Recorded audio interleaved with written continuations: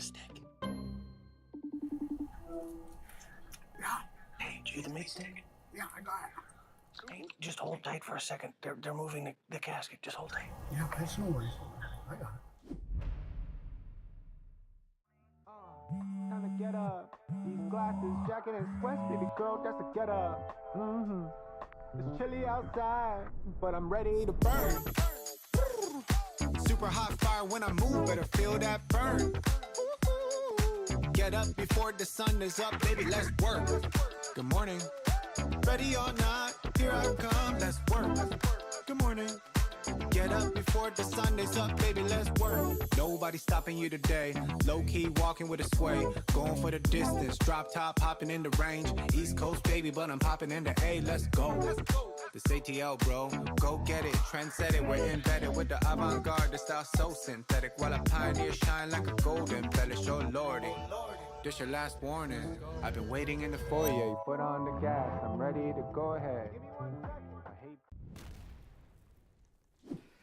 What do you make of this up here? Just showed up in the yard a couple days ago. Dog been digging in there? I don't think so, dude. That goes way down in there. Seriously, did you just lose your meat stick? Yeah.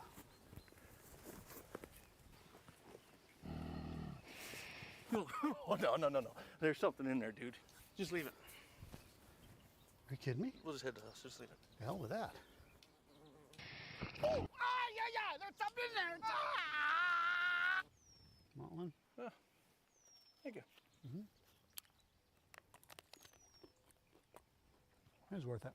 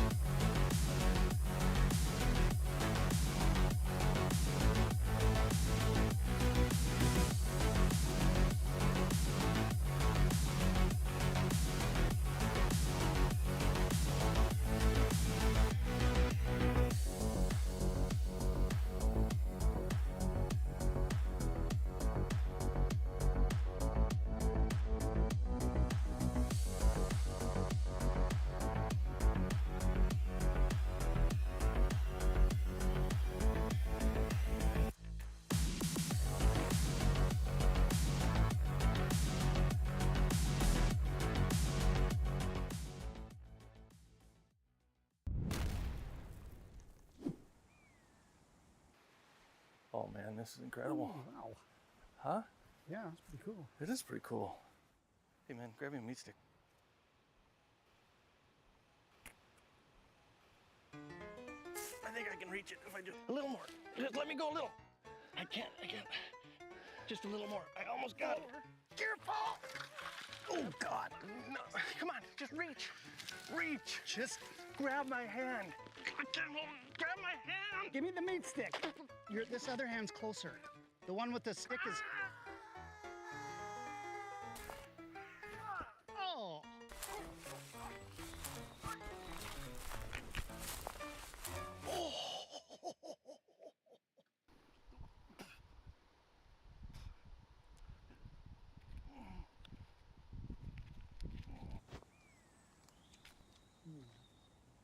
Oh,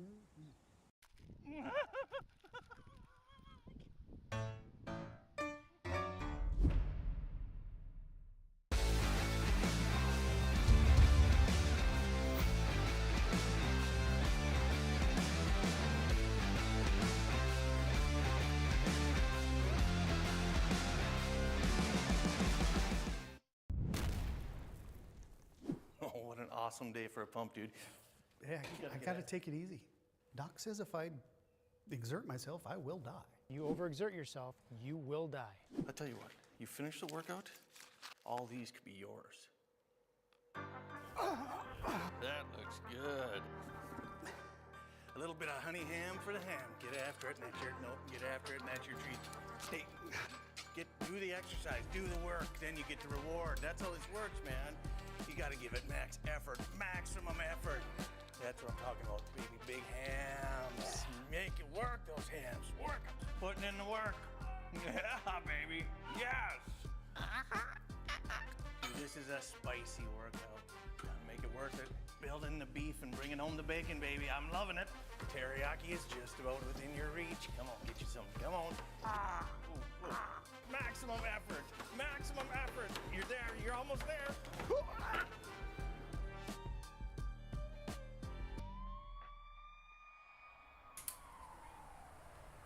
That's so worth it.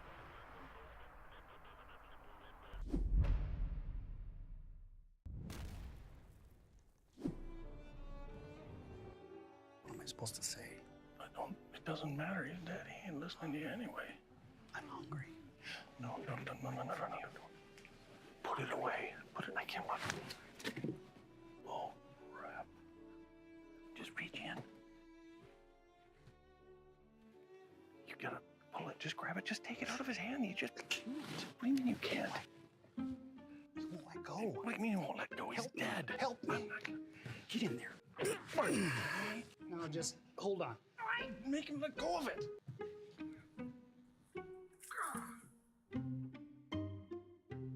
No, I got you covered. Just go in for a hug. Go and get on in there. It's a bad loss. Yeah, hug him up. Just reach, hug him up. He's breathing. On the other side. Go. I can't. Just- I can't do it.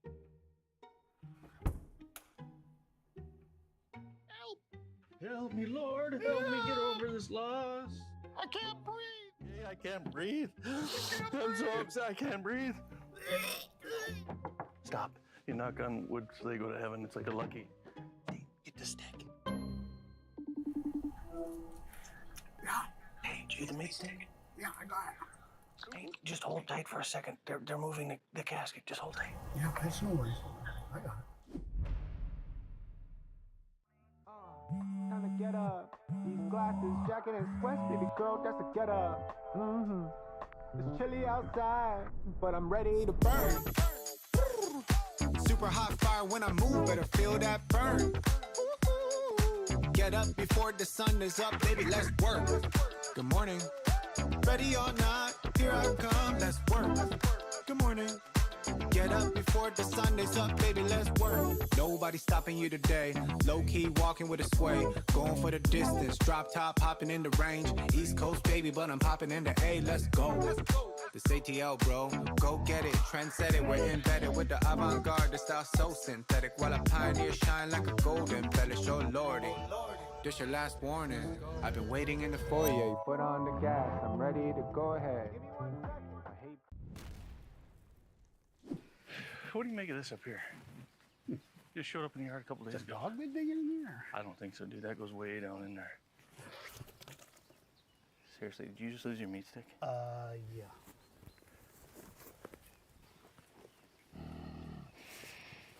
Oh, no. There's something in there, dude. Just leave it. Are you kidding me? We'll just head to the house. Just leave it. The hell with that. Oh, yeah. There's something in there. Want one? Thank you. It was worth it.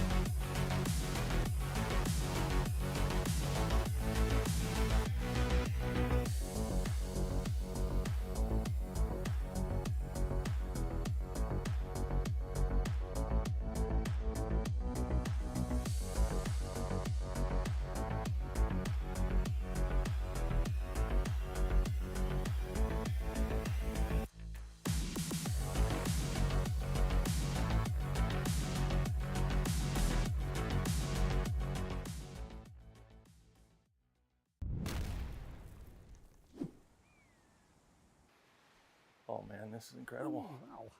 Huh? Yeah, it's pretty cool. It is pretty cool. Hey man, grab me a meat stick. I think I can reach it if I just a little more. Just let me go a little. I can't. Just a little more. I almost got it. Careful! Oh God! No, come on, just reach. Just grab my hand. I can't hold it. Grab my hand. Give me the meat stick. This other hand's closer.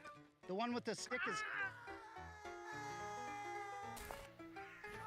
Oh.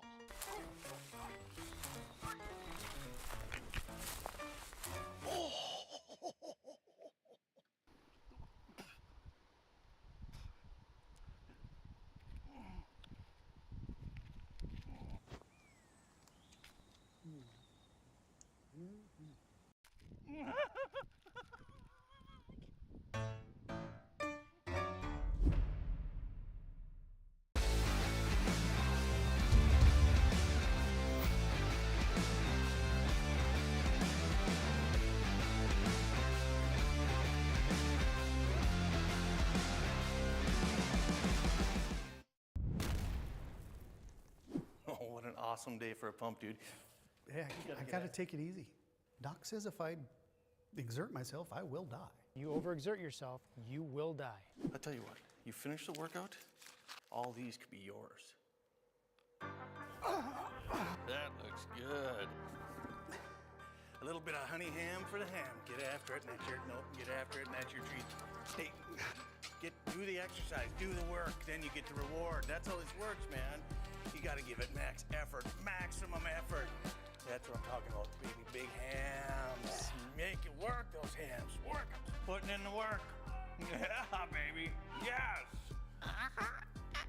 Dude, this is a spicy workout. Gotta make it worth it. Building the beef and bringing home the bacon, baby. I'm loving it. Teriyaki is just about within your reach. Come on, get you some. Come on. Ooh, ooh. Maximum effort. Maximum effort. You're there. You're almost there.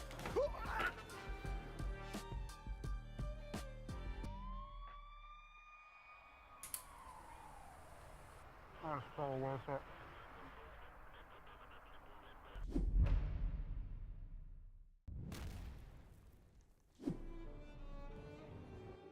What am I supposed to say? It doesn't matter. He's dead. He ain't listening to you anyway. I'm hungry. No. Put it away. I can't put it. Oh, crap. Just reach in. You gotta pull it. Just grab it. Just take it out of his hand. What do you mean you can't? He won't let go. What do you mean he won't let go? He's dead. Help me. Get in there. Now just hold on. Make him let go of it.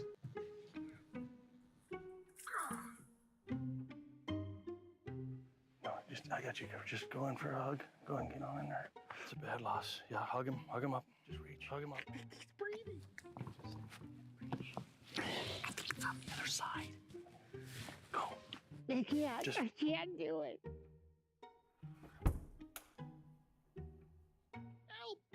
Help me, Lord. Help me get over this loss. I can't breathe. Hey, I can't breathe. I'm so upset. I can't breathe. Stop. You knock on wood so they go to heaven. It's like a lucky. Hey, get the stick. Hey, did you get the meat stick? Yeah, I got it. Hey, just hold tight for a second. They're moving the casket. Just hold tight. Yeah, that's no worries. I got it. Time to get up. These glasses, jacket, and sweats, baby girl, that's a get up. It's chilly outside, but I'm ready to burn. Super hot fire when I move, better feel that burn. Get up before the sun is up, baby, let's work. Good morning. Ready or not, here I come, let's work. Good morning. Get up before the sun is up, baby, let's work. Nobody stopping you today. Low-key walking with a sway. Going for the distance, drop top, hopping in the range. East Coast, baby, but I'm popping in the A, let's go. This ATL, bro, go get it. Trend set it, we're embedded with the avant-garde. The style so synthetic, while I pioneer shine like a golden embellish, oh lordy. This your last warning. I've been waiting in the foyer. You put on the gas, I'm ready to go ahead. I hate What do you make of this up here? Just showed up in the yard a couple days Is a ago. dog been digging in there? I don't think so, dude. That goes way down in there. Seriously, did you just lose your meat stick? Yeah.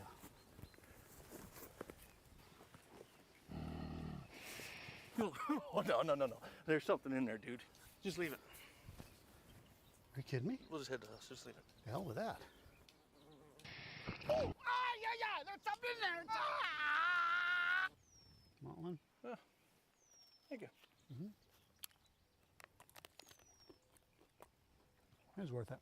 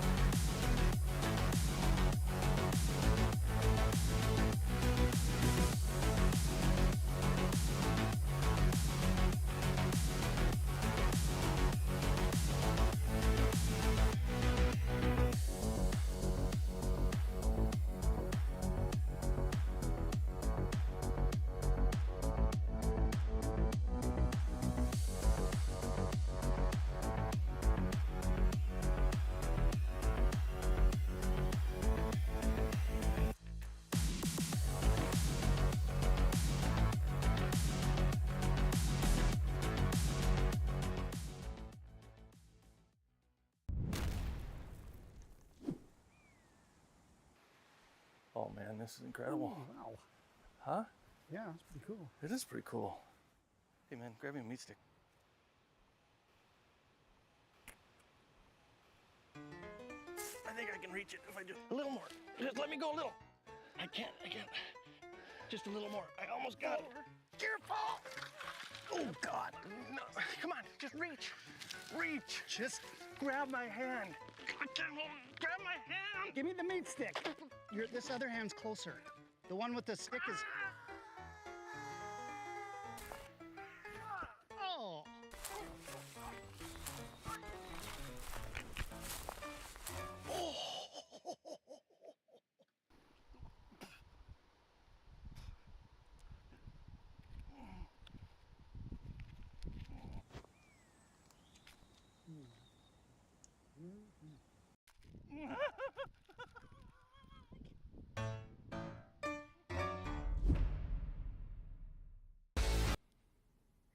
We are here at the start of another fantastic collegiate season here in 2025. It is the fall 2025-2026 season for League of Legends, and I could not be more than excited to open things up here on the desk, and hopefully we have an amazing game. My name is Orbital. With me is the best minion to ever wander off the Rift. It is Random Minion Caster, and we will be your casters of the upcoming series between two teams who may or may not be a little bit new, but my god, do they have some experience underneath them. RMC, are you ready? Honestly, overall, I don't know, but I am hyped for sure for this particular matchup. You know what? I'm going to lay some of your concerns to rest right from the get-go. Okay. This is going to be a banger. And we've got Cumberland University up against Converse University. This is a Division 1 game, so top of the table right from the get-go. And while Cumberland might be new to the league scene, they have been a staple in other game titles, and them moving into League of Legends is a very thought out move. They've got their roster ready to go. You know, their roster is filled with a mix of upcoming talent and veterans. They did really good scouting to build their team. And up against Converse, now that's a mainstay here in the League of Legends teams. They're a university who's always been, you know, up at that top echelon, always kind of competing to get into that C-Law spot. So that's going to be a really good start to this season between up-and-comers and sort of old vets.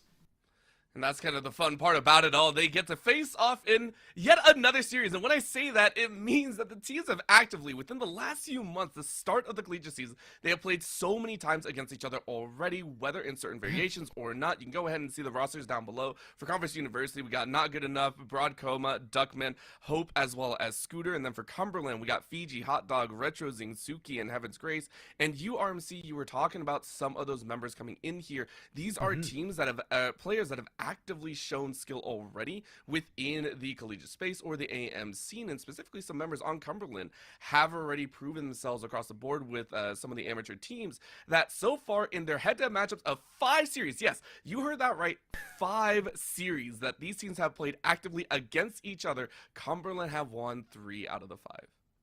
Yeah, and of course, some of those series, they're not all equally weighted. Some of them were best of 3s, others were best of 1s, like the placement match between these two teams. They actually played against each other in the placement matches, where Converse pulled out the win, and that's the most recent game they've played. But it's worth noting, I believe Cumberland actually didn't have their starting roster. Retro Zing was actively playing in the NECL qualifiers or promotion series, at that point in time. So congrats to him for getting promoted into the NACL as well, outside of Cumberland University. But let's talk a little bit about the players coming in, right? Because for Cumberland, Fiji and Retro Zing are players coming in from sort of the tier 3, tier 2 space.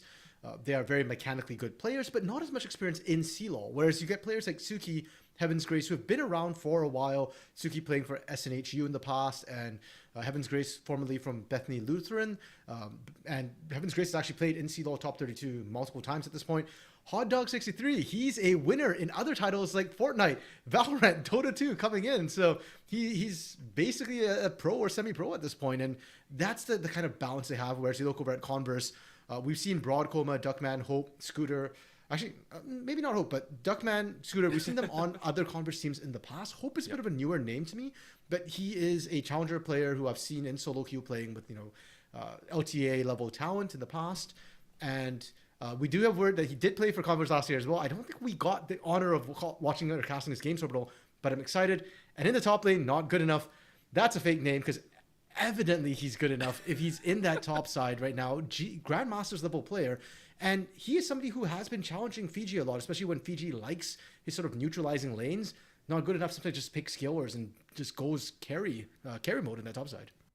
Which is why we're actually taking a look at the draft here for game number 1. We go ahead and get Converse over there on that red side, and then Cumberland over there in that blue, starting things off in a little bit of a slow pace. But that's why we see the Syndra, the Wukong, the okay, the poor Smolder that gets banned away as well, but these are bans that we see in the regular meta current status. However, an opening of the mid lane already granting a lot of pressure over to Retro Zing as well as Duckman, both of them saying, hey, we want to get comfortable picks to start out. The Hui, though, is a little bit surprising to me, but it's a nice one. Paired with the Nocturne, though, a lot of power and input come the mid to late game for CVU.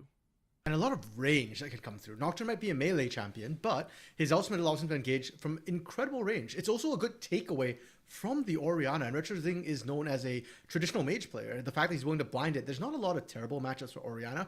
Hui is probably one of the better ones, just because he outranges her for the most part. But he is very immobile, and that's where the concern comes in and why we're seeing things like the J4 being picked, which can force the engages. Hui will struggle to run away from that. And, okay, Cumberland's opting for a very sort of traditional team fight front to back. Jinx newly buffed on the patch. Gonna be honest, I don't think she needed it, but she got it. And her laning phase is so much safer now. I'm curious if what Converse are going to opt for to try and punish the Jinx early, because trying to match her late feels like a futile task for the most part.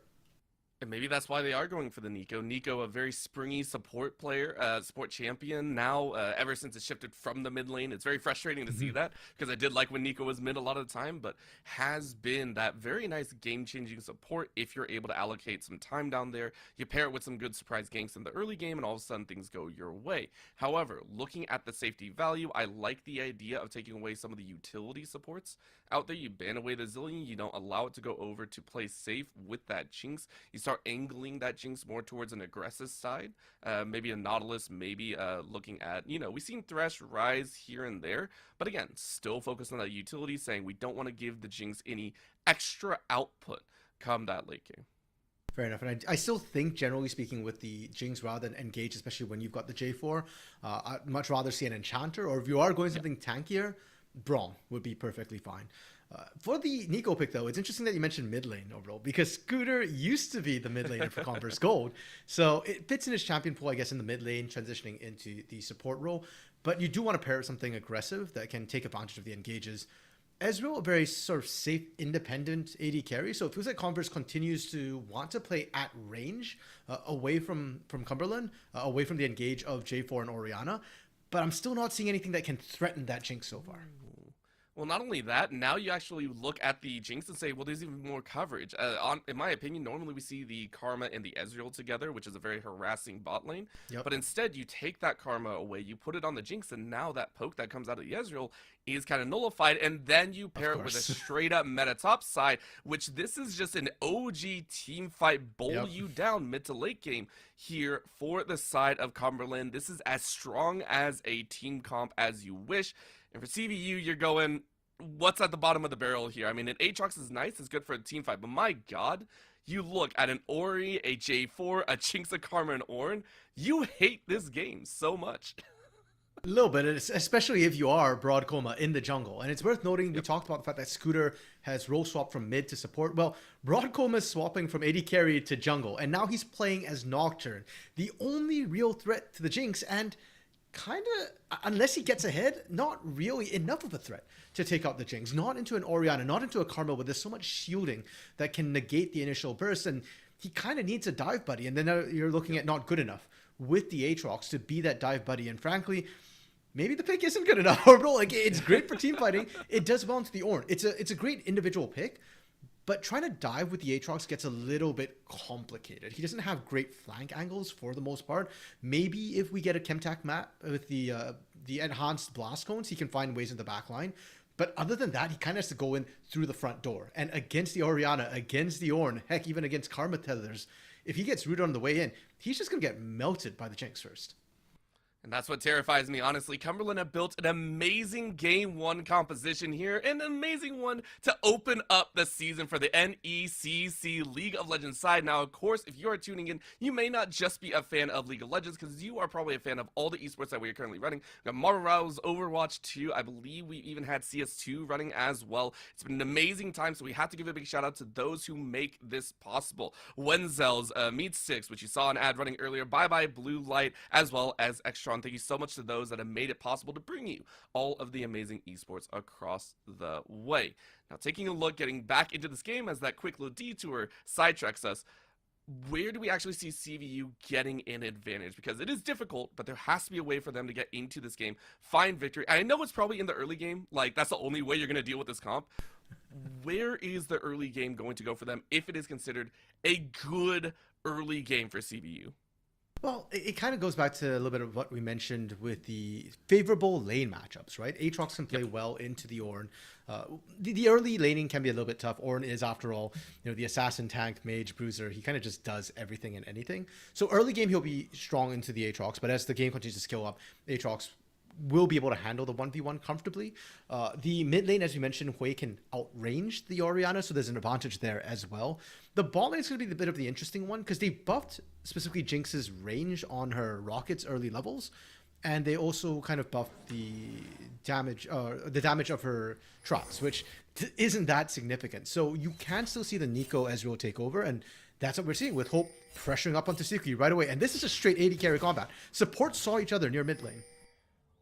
Of course, you're talking about the ADCs, but we also know some other attack damage carries can come out here. The junglers deciding that they're getting a little bit messy, and you mentioned the fact that for Broad Coma, you're saying, okay, this is going to be that main moment of how is that transition going to affect the rest of this game. So, getting into this lead, already some tensions brewing.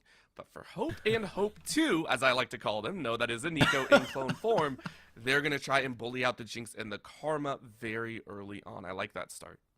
Yeah, and maybe, hey, as you said, if Converse can find early leads in all their lanes, buy enough time for Broad Coma to hit level 6. This is a comp that can very quickly snowball. And we talked about if Broad Coma gets ahead, then maybe he can be that solo threat onto Suki. And if he does take out Suki, Cumberland's composition is not exactly a single threat composition, but a lot of it does weigh on that Jinx. If she goes down, the team fights get a lot tougher, and then you're begging for a perfect shockwave, or else Converse should be able to just grind through these team fights if there isn't a Jinx threatening them.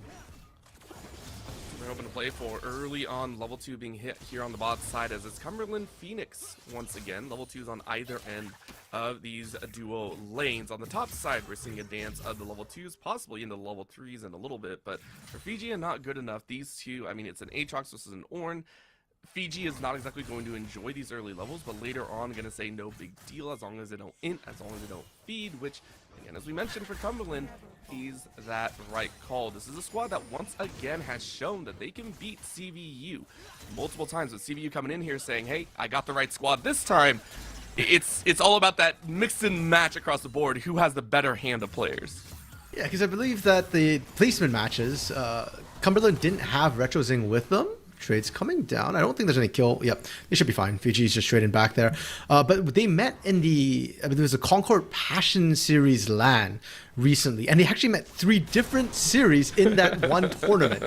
But from what I could tell from their games, it looks like Hope wasn't playing for Converse at that time. And Hope is actually the highest ranked player on this team, challenger player, AD carry especially being such an important role in the current very teamfight heavy centric meta. It felt like Converse didn't have their full strength either. So this might be the first time in recent, I don't know what happened in their NECC game, whether or not they had both their starting rosters, but yeah, this should be a spicy one where both teams feel like they're coming in at full strength. And that's always a great way to start off the season because, again, here in Div 1, you want to start off on the right foot, which is why we're seeing the first engagement after the full clears going over one way or another. I believe that was Hot Dog to actually gather up that very nice little river piece. And they hang on to a little bit more as the scuttle goes their way. A push out as well as Cumberland Phoenix is looking for even more. Hot Dog getting a little bit extra. And the help from Retrozing brings first blood. CVU run out of their own jungle. Yeah, Richardson getting the assist with the speed up onto Hot Dog and the shield as well. Bot side, the pressure they got in could be significant because Heaven's Grace is getting free poke now. And when a Karma gets set up in this aggressive stance, that's when she really starts to take over. Prior to that, Hope, the Hope 1 and Hope 2 were doing a great job pushing out, but not anymore. And it's getting a little bit scary for Converse when they should have had the early laning leads. Yeah, Heaven's Grace, aka Mental from back in the day. You know him back from the 2022 and 2024 in the circuit, showing that they still got a lot to play with and a lot of strength as they get their bully status in. And for Cumberland Phoenix, we mentioned before that for them, they already kind of had that mid to late game lockdown. It's great that they got this early start. That was not only for the jungler specifically. You know, Hot Dog gets out to a kill. Now you race up to that level 6. You have that Cataclysm. But the entire team felt like they were already making moves together, already showing the macro style coming into play early on. Yeah, and you love to see that with the J4. That's sort of one of the early game junglers who can get some very effective ganks off. And Hot Dog didn't go for a conventional gank. He just went up for a straight up invade. I'd like to see him now with that lead also try and get some ganks off into the lanes, especially when you mentioned how responsive the lanes are. It would be beautiful for them to be able to leverage that. And we've seen so many trades too on both side lanes. I feel like Fiji and not good enough. It's not a wet noodle fight by any means. Like, they're actually actively trading, and we come up here, they just got back to lane overall, and they're already down like a third of their respective health bars. Yeah, they're willing to duke it out, which I also appreciate. Not good enough, willing to do. You're already sitting at a little bit higher CS number, so you're hitting that level 6. Maybe you're looking for a secondary engagement, get a little extra pick, and then pop into that Ascension and get that kill threat early on in an Ornn when you know that's about the only time you can do so. But I do appreciate the fact that you were calling that out. Fiji and not good enough, already burning the TPs as well, meaning that we might not see a clean lane swap depending on Suki, Heaven's Grace, and Hope as well as Scooter. For Broadcoma, though, the junglers have now met down on the bottom side one more time. Hot Dog running across the pink ward, so it is very, very obvious for Broadcoma. Stepping up a little bit further than maybe you thought, but that's such a great catch. Of course it's going to be a run out as Broadcoma says no deal. And Scooter picks up the kill. A great surprise counter gank coming out from CBU. Yeah, and even with the counter gank in the wings, it was kind of a close run thing. It was a great flash from Hope to avoid the knockup. If he got tagged by the knockup, they die anyways, because Cumberland knew that they were stronger in the early games and in the right from the get-go. Duckman has to flash again to avoid the Flag and Drags. Hot Dog really burning a lot of summoners, but unfortunately, he has to come back in the next 5 minutes to get the payoff in this bot and mid lane. Such a treat and a half right now, as even though the bot lane didn't really go their way, I like to see that aggression. Not good enough, though. Keeping track of where Hot Dog is here in the early state. As we go ahead and rotate back down to the bot side, as it has been a consistent factor where the ADCs seem to have less health than the supports, even though Heaven's Grace and Scooter are actively so frontline combative. I don't know how weird that is, but that's what it feels like. Because right now, Suki running out of mana, looking for a couple auto attacks, and you know that's all it is, but you might get a little bit more. As Scooter is so low, Suki not level 6 and out of mana. You know Zap comes through, but for Cumberland Phoenix, the Jinx and the Karma starting to get a little bit more headway down here. I think Scooter just got back to the lane, and that's as Heaven's Grace, which is why they were both kind of full health, and Scooter forced back immediately. However, it's important for Converse that they didn't die, and they didn't have to blow any extra summoners as well, because they're just going to reset after this anyways. And for Suki and Heaven's Grace, they're resetting too. Actually, they're going for a full-on lane swap, and from Converse's positioning, I don't think they were expecting or aware of this particular lane swap. Because Dragon wasn't taken early either, we could just very well see a handshake where Converse gets Dragon, Cumberland gets Grubs.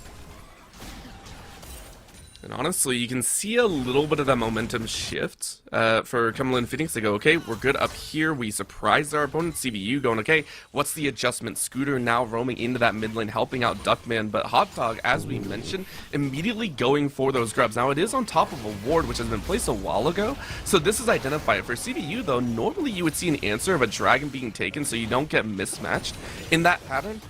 The fact that there isn't really a response and Broadcoma is actively saying, hey, look, I just want to hit that level 6. I really want to make sure I have that paranoia available.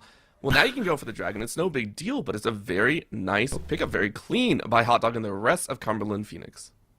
Yeah, and for a second, it looked like we saw Scooter kind of waiting in the back, seeing if he could maybe snipe something away. But good smite away from Hot Dog. They don't want to kind of give that away. Unfortunately, it also looks like we've hit some sort of snag. I don't know if it's a pause in game or something, but the game kind of has frozen up. So we come back to the casters for a bit. And, oh, okay, looks like the pause is back over. We're in. Okay, so this was the thing that we kind of had to question a little bit was Broadcoma didn't immediately go for the dragon. And because of that, you can see Hot Dog's actually kind of now in the area. He actually even used the early smite to try and melt it down, but he might just lose it altogether. I mean, they're hunting, and I think Hot Dog is more than willing to try and chase this out, but now with Scooter in the wings is a little bit more difficult to play for. Smite just coming off a cooldown. It is going to be gathered by Broadcoma, but still, the fact that there is even an inkling of a steal opportunity is something that we do have to be worried about, going back to, as you just called it, that slow pace to get on the dragon here. We are watching the mid lane now as RetroZing and Duckman are fighting it out a little bit. Duckman chasing RetroZing into the top side Tri-Brush. I don't know if Duckman wants to fully continue this, as now they go for the paranoia, now they're calling it out, and that's the appropriate response. I was wondering when the rest of the team was going to join on in, or Duckman was going to lose more HP, but that is the kill that you wanted, so CVU up to 1 in the kill count. Okay, a lot just happened there, Orville. And if anything, I was actually questioning RetroZing for not using the Blast Cone to get out to safety early. Felt like he was winning that 1v1 trade, and he was. He was crushing the trades against Duckman. But it's not a 1v1 situation. This is a 5v5 game, and Broadcoma with the Nocturne, level 7 now has the paranoia able to go in. Suki? Ooh, what a flash underneath Scooter! The tower, and the flash that follows Scooter was a little bit too slow. So Suki is allowed to live, but my god, what a nice engagement. And you now force a TP from Fiji because those grubs are gone. Two-shot barrage, going a little bit wayside, no big deal either way. But explosiveness not just in the takes, but also in the fights. Boo. Okay. The rocket being launched by Suki from base as well. I was wondering if we'd see the sort of cheeky rocket from fountain to fountain, assuming the recall, because you can actually kill somebody at fountain with the super mega death rocket while they're still regenerating when they're low on health. But no, far into the top lane, Scooter able to get away. But Converse, really aggressive attack with the Nico Aatrox combo, and you got that possibility when you've got enough damage. I was actually expecting to see Fiji and Hot Dog maybe try and pull the same thing onto Hope in that bot lane using the Call of the Forge God, but it never came through. And we didn't even see that combo come through for the Dragon because Hot Dog didn't have Smite available. Now, lanes have reset, and honestly, I think Converse did a great job. They didn't lose out from the trades whatsoever. Not good enough, wasn't zoned out, still got his CS, and meanwhile, Hope, he's fine too. He didn't fall behind whatsoever. Well, yeah, Hope didn't fall behind, but Suki immediately got chomped on here with the Pop Blossom, and that is brutal to see because you talked about that focus on CVU. We're seeing it on repeat now. Actually, really, really like. You're trying to put that Jinx behind, which you quite literally mentioned. It's a one-track line for Cumberland. That is their main focus, so the more you try and put Suki behind, the better. The problem being is you're only setting him behind maybe a wave, maybe some XP behind there. This is now the third time I think Suki has had a recall with almost little to no CS in their pocket to gather back. Fiji are not good enough as well. This is still that wet noodle fight that has been filled with cement. Both of them still low.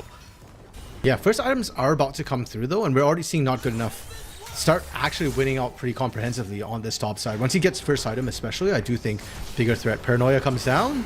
Oh, and it's such an easy catch. Fear upon fear plus the roots. It's a clean catch onto Retrozing, and Retrozing had nowhere to go. And Retrozing not unfortunately having a good game right now. His 1v1 laning again has been fine. Again, he's up CS, but Hot Dog has not given any love to his mid laner, whereas Broadcoma is more than happy to keep revisiting this Orianna who's pushing out because she's in control, because she's winning the lane. She's overextending, and Retrozing used his flash last time, didn't have it this time to escape.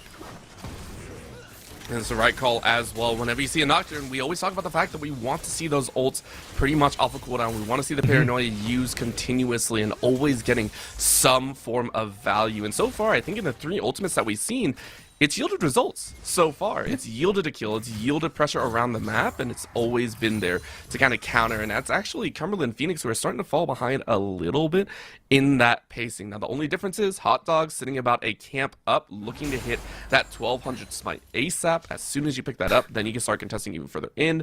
But at the current pace, you're still just a little bit ahead of Broadcoma. Yeah, one camp ahead from Broadcoma. Yeah. Not that big a deal, but I thought it was fun because, I don't know. Hey, it has mattered in the past, right? It depends on how many camps you have left to clear, what objectives are coming up. We do have Dragon coming up not too long from now, it looks like. So that might be something that both teams might look to contest over. And frankly, I think Converse, they're right on schedule. Their initial laning looked a little bit worrisome when they weren't getting leads and they were actually falling behind. But they wanted to be up about 2,000 gold at about 15 minutes. So they're pretty much on track, and they should be stronger for this initial fight. Whereas for Cumberland, Retrozing did go for the Luden's companion, so that's good for the early fights. But Suki, yeah, the Jinx needs 3 items at least. That's what you're maybe hoping will be gathered here at the Dragon fight. Everyone recalling, trying to spend their gold, about 4 to 5k between a majority share of the members on Cumberland Phoenix. But CVU cresting that 5k mark on 2 members. One of those members is on the top side, so might not be able to join right away. Keep eyes on those TPs. Fiji should be up in time for the Dragon battle. The 5v4 matters, so not good enough. Will be running interference at the end of the day. But for CVU, it looks like they got a clear Dragon of sorts at the current moment, as yes, it was on a Scryer's ward, but it's currently a 4-man battle. I love the little minion, by the way, on the offside. That is Scooter waiting for a chance with the Pop Blossom, and you are going to look for it. As that gets to the back line, you immediately find out Suki. It is running away, though, on the far end. Hot Dog gets the Dragon, so it's a trade of damage, and then the rest of CVU say, all right, you take the Dragon, but we take 2 kills in turn. A wild exchange around the board as Dragon goes one way and kills go the other. Yeah, I think Converse is going to be the happier of the two with that trade. It's only second Drake first of the game for the side of Cumberland, and you get the 2 kills. You accelerate your gold lead. You go from 2k to 3k advantage for the side of Converse.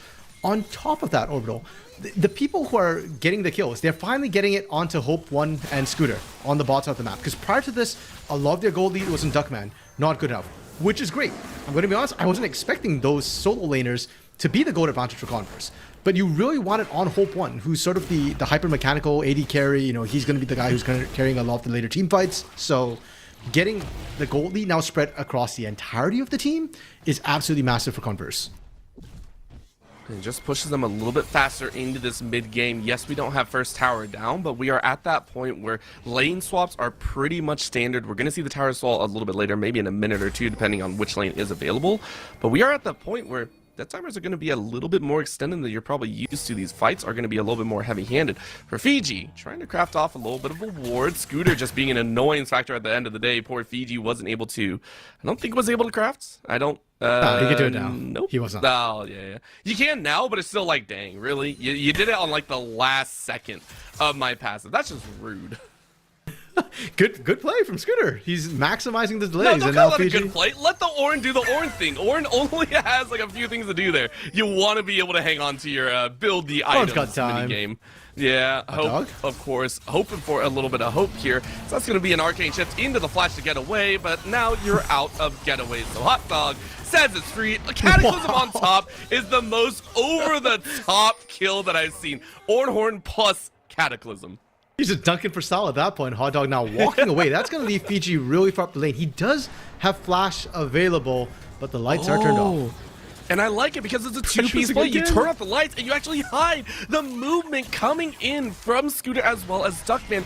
And Fiji is left up a creek with no paddle. Now, granted, you are extremely tanky, so you are going to be able to walk away. Duckman and Scooter have to answer back in the mid lane, so it's not the worst thing in the world. But CVU said, okay, you played on our top side of the map. We played on your bottom side and actually got tower for it, so thank you very much. Of course, Herald went one way, but the tower answered back, so a collision of excitement across the entirety of the Rift. I do believe that was first break going down to Converse, so they will get themselves the feats of strength between the feats of turret taking as well as the feats of warfare. So advantage Converse for that. But for the side of Cumberland, they managed to get Herald while that was going on. Broad Coma, is he finally caught? He might be. Spell Shield ain't gonna hold you down, but a good flash away will only seal the deal, and Hot Dog picks it up for a shutdown. Broad Coma went a little bit too far. Did he smite to kill Broad Coma? I thought so, and I really hope not, because that's just BM jungler to jungler. Hey, that's the ultimate, yeah. But we'd love to see a little bit of friendly BM there, smiting Broadcoma like another jungle camp. Unfortunate for Broadcoma, I think Broadcoma has been doing a fantastic job getting a ton of pressure on the map. And let's not forget, Broadcoma is role swapping for Converse. Yes. And it feels like Converse traditionally has issues trying to get junglers. So they've had a lot of role swap players. And Broadcoma, frankly, if you told me he was just a regular jungler, 100%, I believe you. Cumberland, though, I think they're going to be quite happy with how everything kind of went out. They've shrunk the gold lead, actually, to 1.5 thousand gold, and they still have Herald. So that's pretty much another guaranteed turret in pocket, as long as they choose to use it, and or a dragon, if they're using Herald to kind of distract and set up for a dragon play. The scaling is going to keep coming through, too. Suki is going to be hitting 2 items soon enough, and while RetroZing has been camped, has died 3 times now, all to Broad Coma, he's actually not that far behind in terms of power curve. He's okay. I don't know how I feel about Double Fiendish Codex. I'm going to wait for that to build first before I say anything more about it. But technically, gold-wise, he's fine. Yeah, I mean, and especially in this composition, you literally pointed it out earlier. Suki is the main kind of spotlight here in this composition. Whenever you see this comp roll out, it is the Jinx show. And so for an Orianna, it's not terrible if you're behind a Might. Now, it is looking like a Horizon-focused build here for RetroZing, so you are going to have that amp behind it to kick off the team fight. But it's not going to be the end of the world if you're not there yet. The main thing is we just need RetroZing to stay alive. That's what I'm really hoping for. We got to see RetroZing stay alive for the team fights. That might be coming in just about 10 seconds around that dragon, that 3rd dragon of the game, and an Ocean Soul to boot. Yeah, I'm sorry to say this, RetroZing. I don't think him staying alive really matters in the team fights that much. Well, if he gets a shockwave off, yeah, sure, long enough to press R. Yeah, if he gets a good shockwave off, that's his job done. Really, it's more about keeping Suki alive, and Suki now with Kraken Slayer completed. This is when Jinx starts to be, a little bit more useful. I hesitate to say that she's going to be able to match a 2-item power spike of an Ezreal, but Hope 1 hasn't hit his 2-item power spike. He doesn't have Mirror Mana yet. So right now, Cumberland would actually be stronger if it came down to a fight, and Dragon Hatch just spawned. Converse should not be looking to match that. Nope. And it's the right call as well. You try and clear out this Oh, they didn't Herald. finish Shelly. It is going to get a charge. So, hey, double up on the extra value. However, the fight afterwards, that's going to be the pop blast. But into the flash forward. Okay. You catch two and annihilate one. Down goes Suki. Down goes Hot Dog. Chomped up and eaten. Not good enough. Getting a shockwave into the wall, but the rest of the team is falling. And this is Cumberland Phoenix going to try and rise from the ashes later. Atacon on the table, pings immediately coming down from Converse. They know they've got a window to make this play, bro, and that window should not have existed. Cumberland, Fiji, kind of caught with his pants down, was going home, did not have the teleport ready to go, and because of that, Converse managed to get a beautiful 5-man collapse. Sure, Cumberland get the dragon, but Converse get the kills, and can they get the Atacon? Like, they aren't fast enough right now to get there and actually start it up. They could set up vision and try and set up a trap there, perhaps. I'm just wondering, I mean, CVU have been so content in filing through on this consistent, well, lose the objective, win the battle, and gain gold from that, but I do understand the call. Hey, ping out the Otacon, if we can go for it, try it, but at this current moment, it's denying Hot Dog any sort of camps, denying some extra pieces to that pie. But it has led to the fact that CVU have to go back to the drawing board, and they're recognizing that, again, time is not exactly on their side. They're buying seconds, maybe a few minutes, but they need to get very proactive on the map very, very soon. And once that 25, 27 minutes hits, you're not going to enjoy what Cumberland Phoenix are going to pack. I guess that's why I'm surprised they didn't go for the Atacon. Because if you know that's that... fair. Yeah, if you know that time is valuable, and you know that Cumberland continues to scale, is going to continue being an issue, I really would have thought that would be the focus. But it's fine for now. Again, they are far ahead enough, and we spoke about Broadcoma earlier, you know, like, and how much impact he was having. He's got 100% KP right now, and more importantly, because he's got that much gold in his pocket from all those assists, he continues to be a solo dive threat against Suki that's working. And we've seen Suki get melted down at the beginning of each and every single fight. The team's not been able to peel for him sufficiently, not against Scooter, not against Broadcomber diving in. And until we see that happen, Converse are probably still in a very, very comfortable spot. I think they're going to be real happy about it until they feel that weight against them. So at the current moment, they are kind of jostling fourth position. As you mentioned before, the Otacon has been that call down. But this is now Hope getting caught out in a weird spot. But it's not Hope, that is actually Scooter. Either way, it's a squishy down, and Cumberland Phoenix say thank you very much. That is going to be a wake-up call, though. Cumberland Phoenix taking one. No, Broadcoma, not like this. Not like this. You have flash available. True Shot Barrage goes wide. You do dodge out from the trap. The rest of the team is coming around the corner. Suki is going to be annihilated here. Pop goes that Weasel. But of course, down goes Hope as well. So it's a trade of ADC for ADC, but an overall 1-for-2 in favor of Cumberland as Scooter just revived. Well, all this is happening, though, Not Good Enough is still pushing in the bot lane. Unfortunately for Not Good Enough, he's actually answering a turret trade right now. The minions for Cumberland just took the mid-inner turret. So, yeah, kind of an equal trade coming through. I think Cumberland winning out the war in the jungle and with a small advantage. And for Converse, that's really bad news. Unfortunately for them, losing Scooter might actually be worse than losing Hope at this moment in time, because it is Scooter who usually initiates for them. And we've seen between Scooter and Broadcoma, they take out Suki and then Not Good Enough can carry the fight. They don't need the AD carry that much compared to needing to take out Suki, the opposing AD carry. It's so weird to hear that, you know, a support has more weight than an ADC, but it's true. It is very, very true. I like the fact that that has also been seen by Scooter themselves. They've had really good pop blossoms so far. The dragon fight specifically, the whole reason that those dragons have gone so... Poor Fiji. I think Fiji got denied again, by the way. That's pretty funny. Retrozing, though, trying to get underneath the tower, but that's a flash forward and Not Good Enough saying, are you sure? Are you sure? Still has the ult available, by the way, as Heaven's Grace and Hot Dog are coming into this battle, which I don't know if you actually want to fight. And I like that call. Hot Dog is like, all right, that was a good tag. I don't want to do that. But Suki's about to get chunked out as Hope. Swings hard, and Pandora's box holds only one piece, and that is Hope.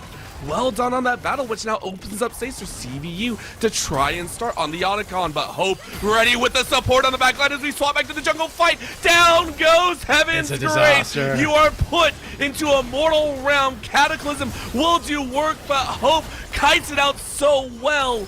But of course, the damage is all that's there. Scooter with the flash proto belt takes a kill back. CVU are running the show in what can only be described as guerrilla warfare gone right. Fiji with the last second ult into the kill on top of Duckman. And it's still CVU to come out with a delayed ace across the map. Fiji, in a 1v3 situation, pulls out 2 kills. But Orbital, the bigger picture, that entire fight was kind of a 3v5 from Converse. They were doing Atakan at the same time and started off with the picks onto Retrozing, the solo from Not Good Enough. And then you've got Hope 1 finding the solo kill on Suki. Converse just individually outplaying, and it's absolutely huge. We talk so much about the composition from Cumberland, how they've got such an amazing front-to-back team fight. Well, Converse found the answer. Just don't team fight. We'll kill them individually. They don't have time to get together. We don't care how fed a Jinx is. We don't care how many items a Jinx has if she has no Q. And honestly, that's horrifying to think about because it wasn't even Not Good Enough soloing out Suki. It wasn't Broad Coma doing that. It was Hope literally walking down this team fight, walking down Suki in a 1v1. That, I think, smells a lot more dangerous in the bank than anything else. I mean, Suki might not be respecting that power output. Now, of course, at this point, probably is saying, okay, I can't deal with that ADC. But you have to be careful because, as you mentioned, CVU aren't team fighting. If we see a team fight come down, it's going to be horrifying, which is why we see Suki and Heaven's Grace being like, we don't want to stay by. A literal 2 HP turret, not going to touch that one with a 10-foot pole. Yeah, and now for Cumberland, we're looking at Fiji and Hot Dog. Hot Dog's been doing a good job moving around, and we talked about 100% KP for Broad Coma. Hot Dog's had 100% KP as well. It's just that he's not been able to generate as much positive action for the team because his laners are getting picked. And now we're looking at Fiji to be the primary engage for the team because we see that Fiji is tanky enough. He can live long enough to actually engage, get his body in there, and create space, but he does need to pull the trigger first. And so far, it's been Converse repeatedly being the ones first to the play, first to the action.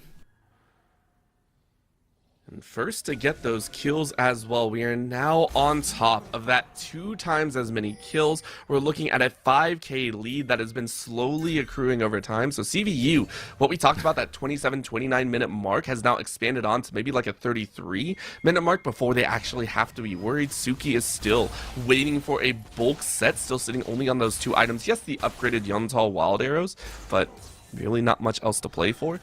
Main thing for Cumberland, though, they are looking to the top side of the map. With 27-28 minutes into the game, they are looking at that Baron triple wardage around this top side of the map. Yeah, and for Cumberland, it's really good that they did manage to get those 2 dragons early because that's slowing the game down a little bit.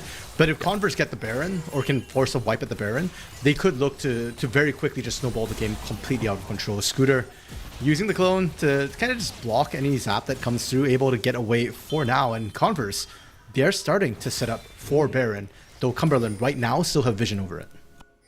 And that was actually kind of scary. So I don't know if you noticed, but on the mini-map, Not Good Enough was actually in a flank position on the lower side of the jungle. So it's also Converse almost baiting in a fight. They're saying, okay, this is the time that Cumberland Phoenix are supposed to group up. They're supposed to be heading around as a group.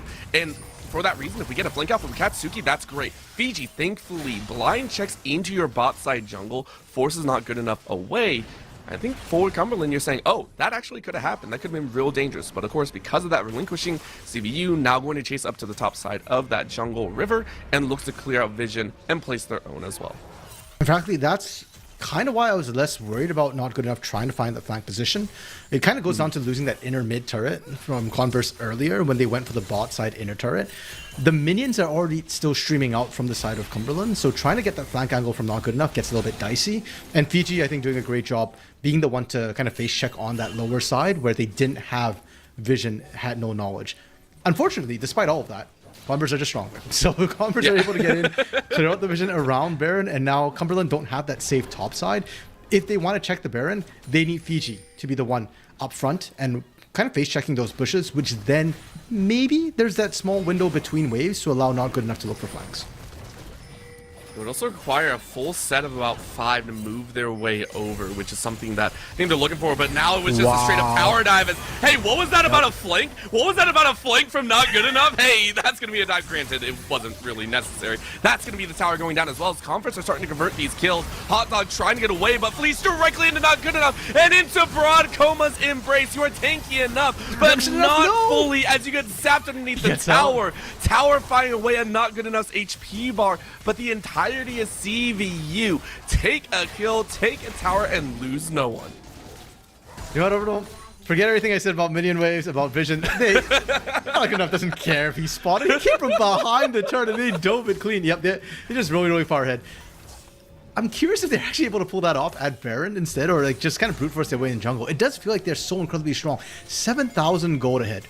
That's fair. And I'm kind of curious where the gold exactly is sitting from Converse. Is it an even spread right now? I feel like a lot of it's sitting on Broad Coma. Thanks to our observers for that. Yeah, 3,000 just in the top lane alone. And then Broad Coma is actually not that far ahead anymore. It's now sitting more on the carries of Duckman, of Hope One, who are respectively 2,000k over their counterparts right now. I think that does come from the power farming that has gone on in the last few minutes as well. We haven't really seen the paranoia be dropped as much. As you mentioned, CVU have been waiting and biding their time. Well, Duckman now is matching in that aggressive pace. We're seeing a lot of that mid to late game damage, and also you're 4-1 and 5. We haven't even talked about it. Duckman has done a great job on the Hui, this R1 Hui that has lit up the skies or the battleground with a lot of that paint, with a lot of that showy plays, with the Rabadons, with the Leandries, with that Blackfire Torch. It has been destructive, albeit a little bit sneaky when the damage does come out, but it's about to be a lot more obvious as CVU starting to work together, moving their way towards the top side of the map once again. Wave stay in a little bit awkward position, but it's all about trying to find the opponent. Suki stepping up to clear this wave. Two-shot barrage going to clip the side as well as Heaven's Grace. And you can see chunking out a quarter of their HP. That is a level 3 ulti from Hope One. And unfortunately, Heaven's Grace shield not coming down in time. So Suki eats the damage first, and the shield gets applied after. So CVU, the range advantage we're talking about with the Ezreal, with the Hui, sure, they're not pumping out as much consistent range damage as a Jinx would be able to do at the same range as in a team fight. But in terms of poke right now, like you said, it's doing a ton of work, and Suki can't step up. Every time he's tried so far, he's just been nuked out. Because those 5 deaths, that's not Broad Coma diving him. That's more Scooter walking up. That's more the poke that's coming down from Hope One and Duckman. Here we go. Dragon started up, though. It's been a little bit of time, but we are on that 5th Drake. Rocket from downtown is not going to land. Broad Coma smites away the Drake, so CVU now on Soul Point. However, you gotta agree, RMC, we're still waiting for that Baron to go down, which feels like CVU had all the time in the world to go for it, and instead they went for the Dragon instead. Now it's gonna be a catch of Fiji with a great flash headbutt in. Says, I am the Alistar of Worlds, but they do catch Duckman. Duckman's still alive for the time being. Thankfully, Hot Dog is still able to take it away. The fact that they're only able to get one is disastrous. Not good enough on the backside of the team fight, though. Doesn't have ult available. Is now going to jump right on in. Doesn't get Suki in the knockup. So now Suki is going to try and free fire. Remember, this is where Cumberland are starting to ramp up in damage, but they don't have enough. So CVU wisely saying, we're going to try and back away. Scooter still aiming up. Sharply lands a 1, though. And the extended battle is starting to lean into Cumberland's favor. Suki, now amped up and excited, gets yet another kill shutdown to your favor. And Hope One flashing away, trying to run for the light, but you can only run so far. Red buff slowing you down. Suki getting all the speed that's in the world. Another arcane shits underneath the tower. Zaffer not going to land, not good enough, going to run interception. But the fact that Cumberland came away with the kill lead is crazy. It's so disgusting, and this is Jinx gaming overall. This is why I always thought Jinx was busted, and she didn't need the buffs. Because you can be down 7,000 gold, and the moment you get 1 kill, 1 reset, you're absolutely just able to turn the fight, keep running people down, and you're just an absolute menace. And just like that, Suki manages to turn the tides for the team. Finally, doesn't go down initially. Now, it's not all on Cumberland. I do think Converse messed up a little bit in terms of looking for that engage. Nobody was really on Suki initially. Suki got to start the fight for free. Scooter's Pop Blossom was used elsewhere. Broad Coma went diving to try and save Duckman onto Hot Dog. Didn't manage to save Duckman either. And then the flank from Not Good Enough just didn't have enough backup because there's nobody else willing to kind of tank to go in and be that meat shield. And that was the concern we had a little bit with Broad Coma, but it applies equally to Not Good Enough, right? Even if you do get the flank angle, if you're the only one in, you're not sufficient as a solo dive threat. Converse, still up 7,000 gold. They're still fine. They just need to make sure they don't pull a repeat of that last fight.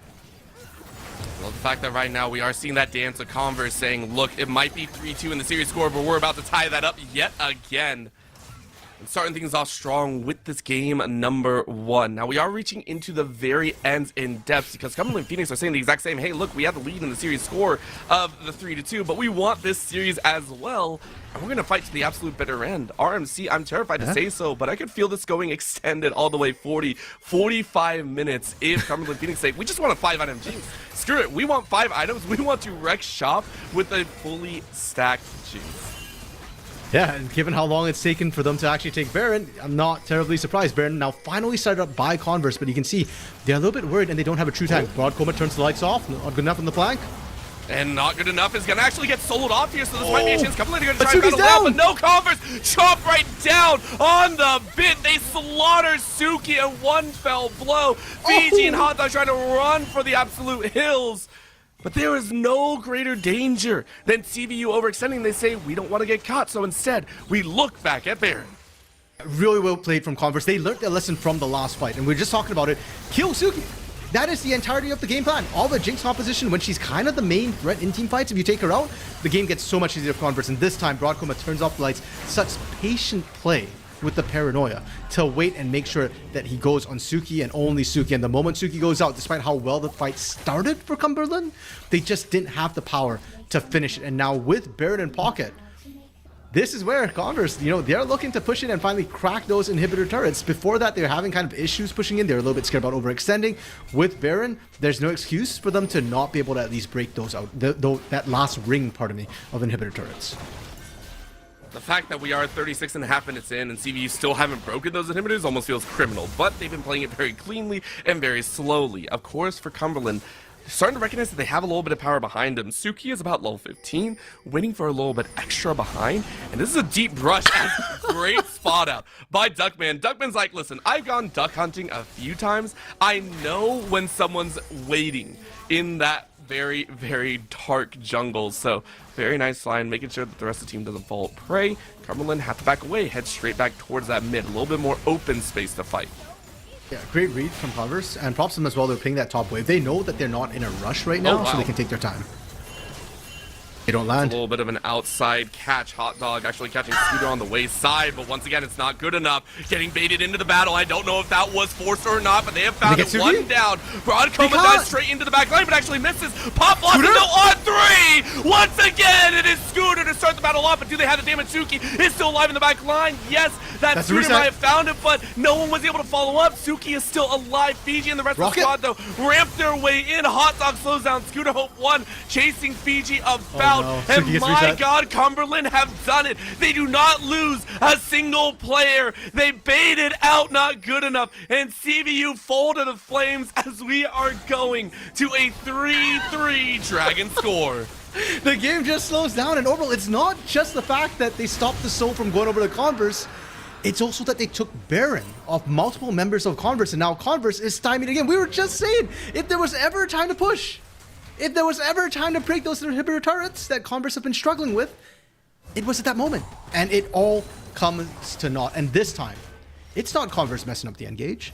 This time, it's Cumberland finally able to play the front to back. That's Suki blowing everything to survive, but Suki did blow everything. And now Suki has no flash, has no ghost, and Converse has a window. I almost want to say, and I want to go back to it, is the fact that we saw the Ornhorn go out, and Cumberland didn't even draw into it.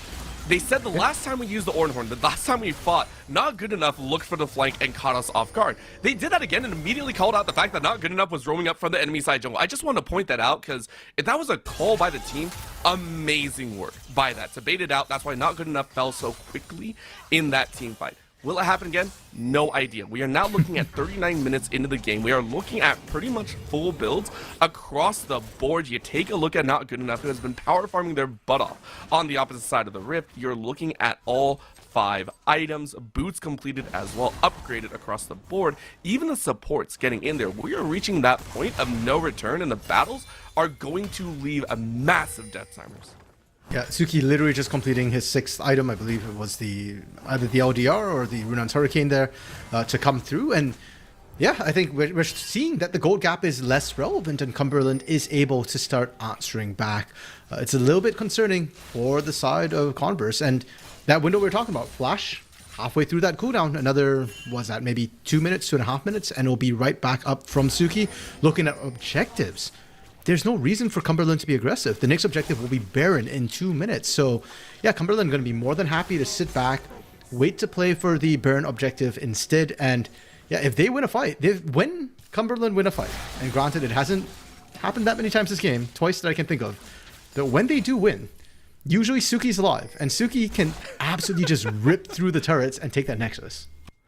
Yeah, I mean, what is this? Full build completely? I mean, this is... Yeah. The only thing Suki has left to do is hit level 18. That's all you're really looking for. Heaven's Grace, though, taunting fate, if you will, ran straight into Duckman and Scooter, did not die. That is the wildest situation I've ever seen. Hope One now running interference as well inside of the mid lane, trying to step up, take a lot of that wave. And they do it again, not good enough. Oh, looking no. for that flank angle. And I think this time it's just a disaster because no ults have actually been utilized. That's going to be the paranoia going down. No one in range, though, so it is going to be a paranoia for paranoia's sake. Heaven's Grace still alive. Shockwave going to draw right back. Hope One trying to get away, but you cannot. A double ulti from the Ornhorn plus Cataclysm will decimate Hope One's life, and you die with your flash up. It hurts so bad. Cumberland Phoenix, though, on the hunt for yet another is not good enough. It's completely out of position. Once again, a flash over the wall is not good enough. It's going to hop back over the wall instead. Hot Dog is now going to join in and say, Hot Dog, it's a potential other kill. CBU are going to try and run interference, but that is just a clone. Scooter running a diversion tactic I've ever seen one, as Cumberland go right back to mid. Okay, so this starts off with Heaven's Grace, face checking, having to burn flash, but it walks away with Converse doing a beautiful stall action, and the difference in the comps is showing. We kind of criticize Converse's composition for not necessarily having the easiest front to back or the best setup for team fight, but what they do have is a lot of threats. So even though Hope One does go down, even though the AD carry is taken out, Scooter, Duckman, not good enough, all of them are big enough threats on their own that they stall out Cumberland from being able to push whatsoever. And huge props to the side of Converse. Unfortunately, or actually fortunately, they actually didn't burn any flashes overall. I am shocked. I thought they burned some to just waste time, but no, not good enough. Fancy feed. It was able to just buy time just with Aatrox's base abilities. Huge props to him. And to be fair, I think it was a lot of overcommitment from Cumberland's side. They burned a flash on the orange just to try and get a knock-up, and like, not good enough was like, all right, like, you tried. Yay. It was like, all right, this is what happens. But we are coming up on a major objective. If Baron does not flip the tables, the Ocean Soul will. And I call that with all the love of my heart. That will be a battle that we want to watch. We are at that 42.5-minute time where I called it before. I said we were gonna go the distance. And my God, my producer wants me dead for saying it, but I'm excited for the next 4. I'm sorry, Adam and Chippy, our producers for tonight. I'm here for a long series. I'm here for a 3-game series. I want to see more of this. It's finally started up by Converse. Burn at this point melts fairly quickly, and there's no vision from Cumberland in the pit right now. Baron already down to about 6k. A very heavy lean away from your own jungle, making sure to keep Suki safe. But the Baron is slowed down. Fiji actually running interference. The rest of CBU actually have to dance off. It reset, and now they're calling out that paranoia. Who are they watching for? Suki is spotted, but do they get the fight off? Yes, they do. It is going to be a jump right in, though, as this is denial by the rest of Cumberland as they destroy Broad Coma mid-transit. Are they going to get more? Hot Dog looking for a chance. Gets a great Cataclysm. Locks down Duckman. Duckman goes down, and guess what? Suki is excited. Flash forward into a rocket into Scooter's face. Hope One is about to be dashed against that wall. Arcane shift over the wall, but my God, you're on the wrong side of the battlefield. But guess what? The poke is good. Suki and Hot Dog recognize that, hey, maybe I can't shift this as cleanly. Meanwhile, take a look at that mid lane. Fiji is going, stall them out. The Ornn will push for whatever the heck we're watching. Retrozing flashing over the wall, trying to get some help from Heaven's Grace, but not good enough. Being danced upon in the spatial glide. Suki picks up the kill and is now on a killing spree as RMC Cumberland rises from the ashes of their early game and are looking to take over the gold lead and the game at some point. Bro, don't call it yet. The game is not done. Cumberland, they're going for Baron right now, but because of the chase they committed to, because they were so wary of what not good enough and Hope could potentially do, they only take Baron and not much else. Now they are sprinting towards Dragon. Hope One, the only one who has not respawned from Converse, but there are a couple of low health bars, and we said before, for Converse, they don't need their AD carry to be a threat. Really, really don't. But this is going to make it oh so hard. After 44 minutes, 45, we see the Ocean Soul in the hands of Cumberland. Full builds on majority set and a singular grievous wounds on poor Scooter, who is holding up that lifeline of, I will negate the healing, if ever so slightly. Like, it is a singular Oblivion Orb. I mean, I feel like you need it, right? Like, I don't know if they can kill Fiji. Well, no. anymore. You Fiji? need it. You need more, is what I'm saying. Sure. CBU needs more. It's like that meme of, the guy just holding up the entire... Scooter's Atlas right now. He's holding up the entire globe for his team, because I don't think they can kill Fiji. Fiji's got 6,000 plus health, plus resistances with Warmogs. He's cosplaying you. Scooter's cosplaying you. Dude, that is literally, yeah, like my loading screen was me just wandering around as a costume. But Converse, to be fair to them, they have survived. And while the last couple fights have not ended well for them, and huge props to Cumberland for that, I think they're peeling back very, very effectively now. They still have ways to play this out. Look at where Not Good Enough is. He is deep behind enemy lines right now, going for Mission Impossible. Unfortunately, I don't think he can get in without being spotted. He's going to try. Oh.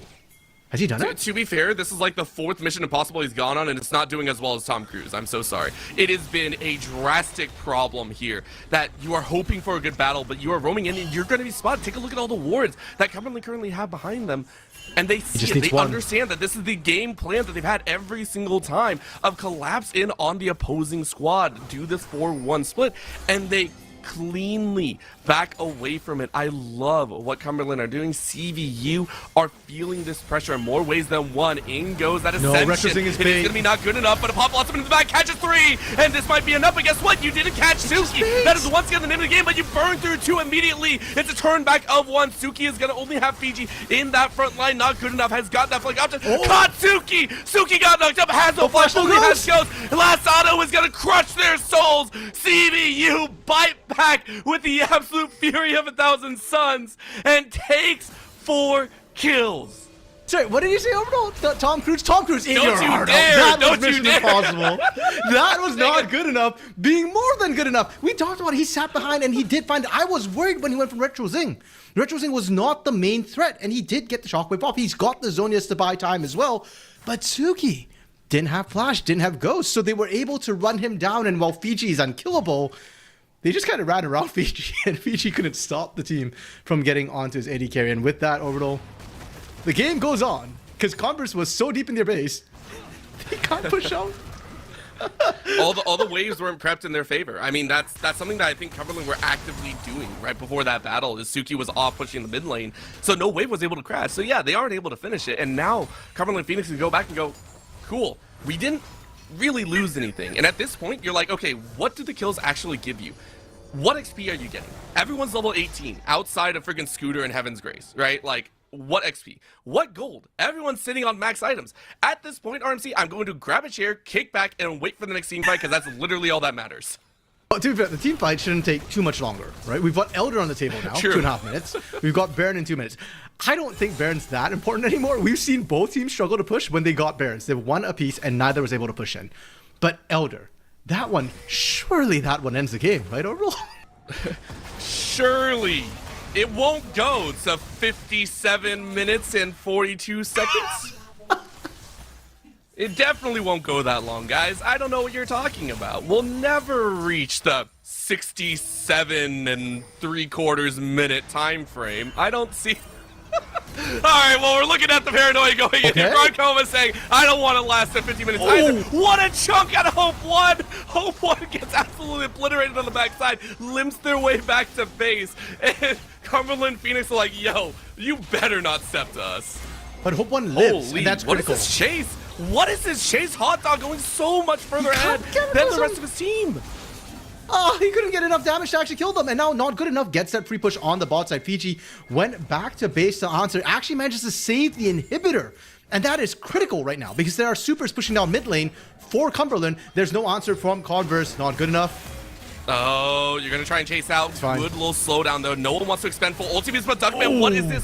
Force flash to safety. Heaven's Grace is able to force Not Good Enough out as well, but that is an ulti burn. Fiji does not have the Ornhorn to go, but Scooter, look at the back line. What a pop blossom! Scooter yet again is driving the automobile to game freaking 1. Catches the back line, double kill with the rest of the team. Fiji's the last one alive, but this is no paradise. This is no way for a vacation. It is CVU shutting the door down. They have a singular cannon minion to say, please, for the love of God, bring it on home. Fiji TPing back into base, so you TP into 5. It don't matter if the minion's there or not, because that is game number 1 to Converse University. Orbital, at the beginning of the night, you said you hoped it'd be a banger. And I told you, I guaranteed you it would be a banger. And are you not entertained after this first game? This feels like a game 5. And between both these teams, when two teams meet up this frequently, 5 different series, before NECC even starts, and their hit-to-hit record's 3-2. I guess we shouldn't be surprised when their games are gonna deliver. But what an amazing back and forth. And you can really see, I think, Cumberland's resilience coming back with this skill and composition and getting as close to winning as they were. And Converse, their mechanical execution. They got the early leads they were supposed to. They dominated the majority of the game. Yes, they lost a couple of team fights. But at the end of the day, they were the ones to clutch out the win in this critical game 1. Honestly, I'm surprised that we even got to that point. We talked about the fact that Cumberland, they've beaten Converse before. In 2-0 series before, they've won very handily. And the fact that it already feels like this is going to go the absolute distance. I love what we are seeing here from Converse saying we are going to tie our series record in head-to-head at some point. However, before my producer rips my head off, we are going to go to a very, very short break, and we are going to get ready for game number 2. So please don't go anywhere. The NECC Night of League of Legends will continue in just a bit.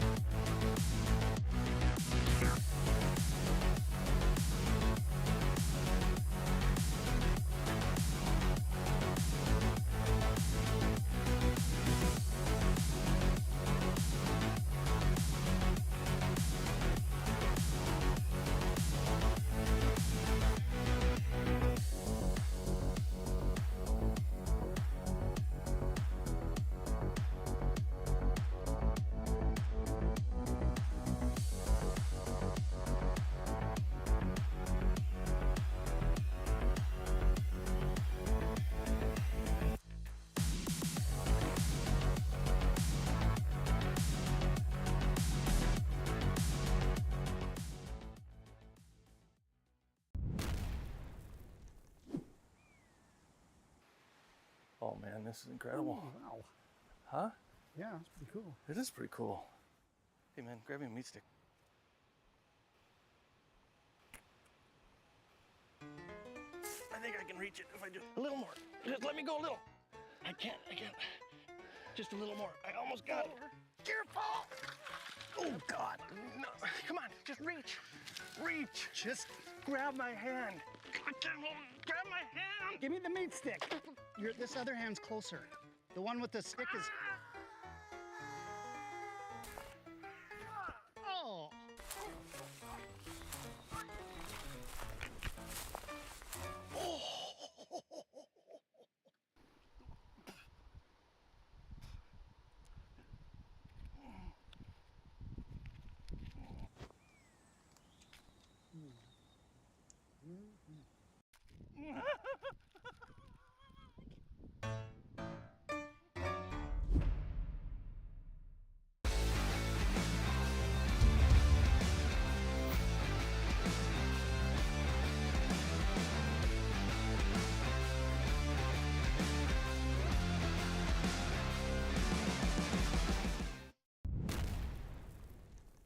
Oh, what an awesome day for a pump, dude. Yeah, I gotta take it easy. Doc says if I exert myself, I will die. You overexert yourself, you will die. I'll tell you what, you finish the workout, all these could be yours. That looks good.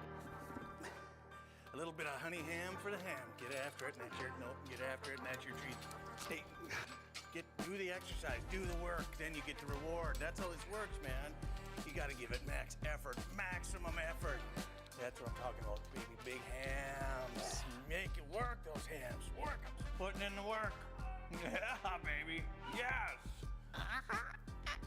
Dude, this is a spicy workout. Gotta make it worth it. Building the beef and bringing home the bacon, baby. I'm loving it. Teriyaki is just about within your reach. Come on, get you some. Come on. Ooh, ooh. Maximum effort. Maximum effort. You're there. You're almost there.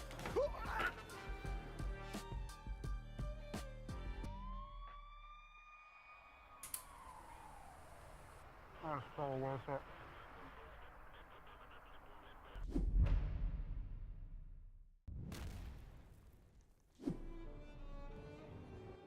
What am I supposed to say?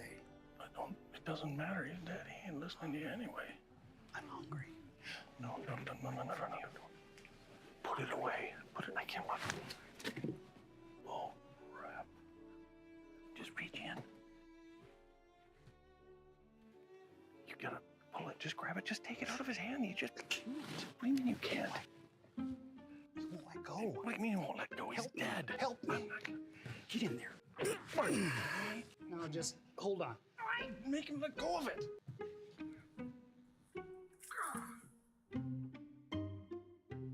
No, I got you covered. Just go in for a hug. Go and get on in there. It's a bad loss. Yeah, hug him up. Just reach, hug him up. He's breathing. On the other side. Go. I can't. Just- I can't do it.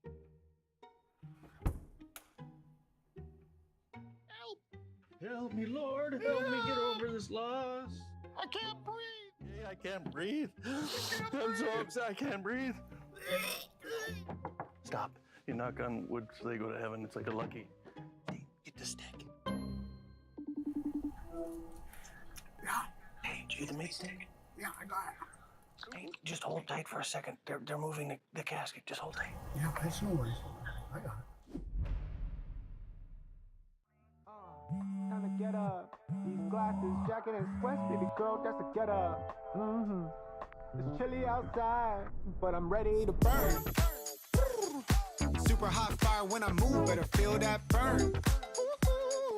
Get up before the sun is up, baby, let's work. Good morning. Ready or not, here I come, let's work. Good morning. Get up before the sun is up, baby, let's work. Nobody stopping you today. Low-key walking with a sway. Going for the distance, drop top, hopping in the range. East Coast, baby, but I'm popping in the A, let's go. This ATL, bro, go get it. Trend set it, we're embedded with the avant-garde. The style so synthetic, while I pioneer shine like a golden embellish, oh lordy. This your last warning. I've been waiting in the foyer. You put on the gas, I'm ready to go ahead. What do you make of this up here? Just showed up in the yard a couple days Is a ago. dog been digging in there? I don't think so, dude. That goes way down in there. Seriously, did you just lose your meat stick? Yeah.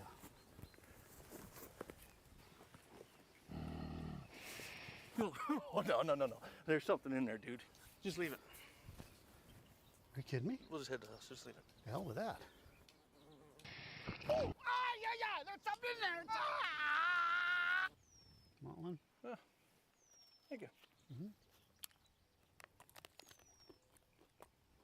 It was worth it.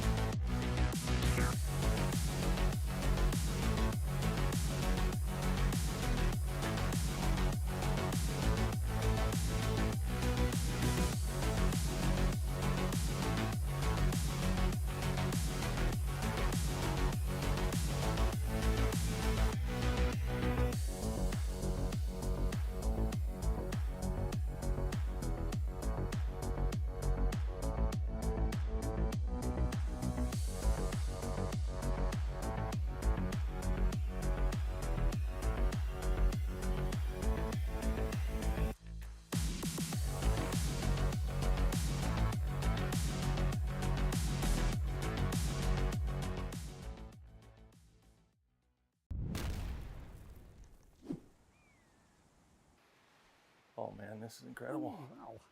Huh? Yeah, it's pretty cool. It is pretty cool. Hey, man, grab me a meat stick.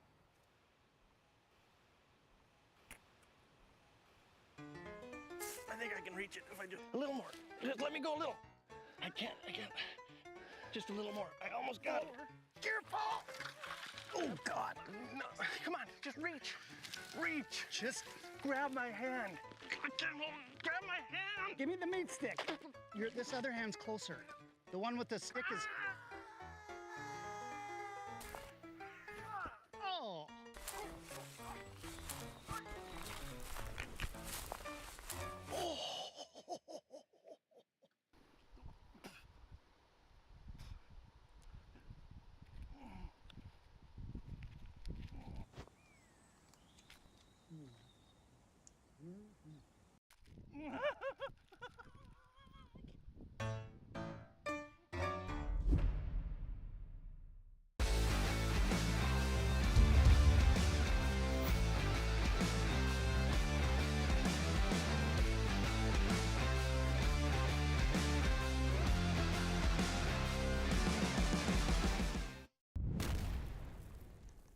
Oh, what an awesome day for a pump, dude. Hey, I gotta take it easy. Doc says if I exert myself, I will die. You overexert yourself, you will die. I'll tell you what, you finish the workout, all these could be yours. That looks good. A little bit of honey ham for the ham. Get after it, and that's your, nope, get after it, and that's your treat. Stay, do the exercise, do the work, then you get the reward. That's how this works, man. You gotta give it max effort, maximum effort. That's what I'm talking about, baby. Big hams. Make it work, those hams. Work 'em. Putting in the work. Yeah, baby. Yes. Dude, this is a spicy workout. Gotta make it worth it. Building the beef and bringing home the bacon, baby. I'm loving it. Teriyaki is just about within your reach. Come on, get you some. Come on. Ooh, ooh. Maximum effort. Maximum effort. You're there. You're almost there.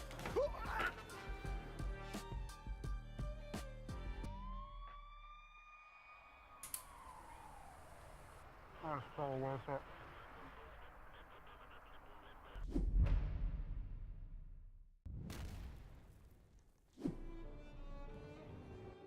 What am I supposed to say? It doesn't matter. He's dead. He ain't listening to you anyway. I'm hungry. No. Put it away. I can't watch it. Oh, crap. Just reach in. You gotta pull it. Just grab it. Just take it out of his hand. What do you mean you can't? He won't let go. What do you mean he won't let go? He's dead. Help me. Get in there. Now just hold on.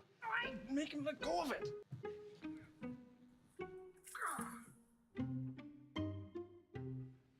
No, I got you covered. Just go in for a hug. Go and get on in there. It's a bad loss. Yeah, hug him up. Just reach, hug him up. He's breathing. On the other side. Go. I can't. Just- I can't do it.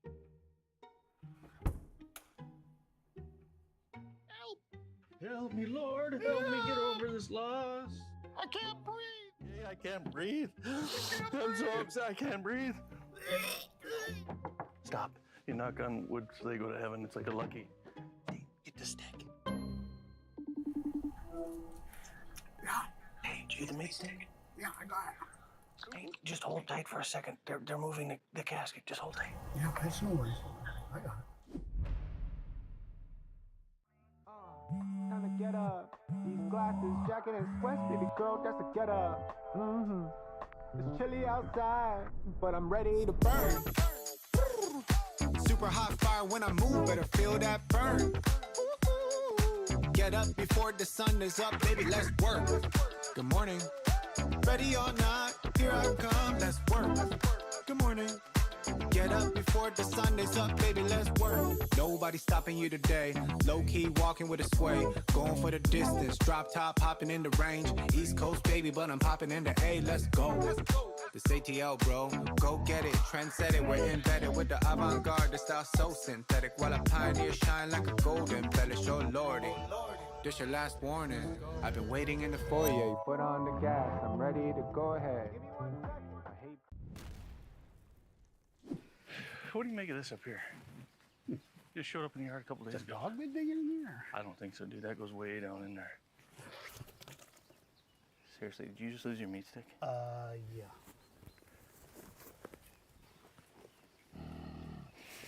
Oh, no. There's something in there, dude. Just leave it. Are you kidding me? We'll just head to the house. Just leave it. Hell with that. Oh, yeah. There's something in there. Want one? Thank you. It was worth it.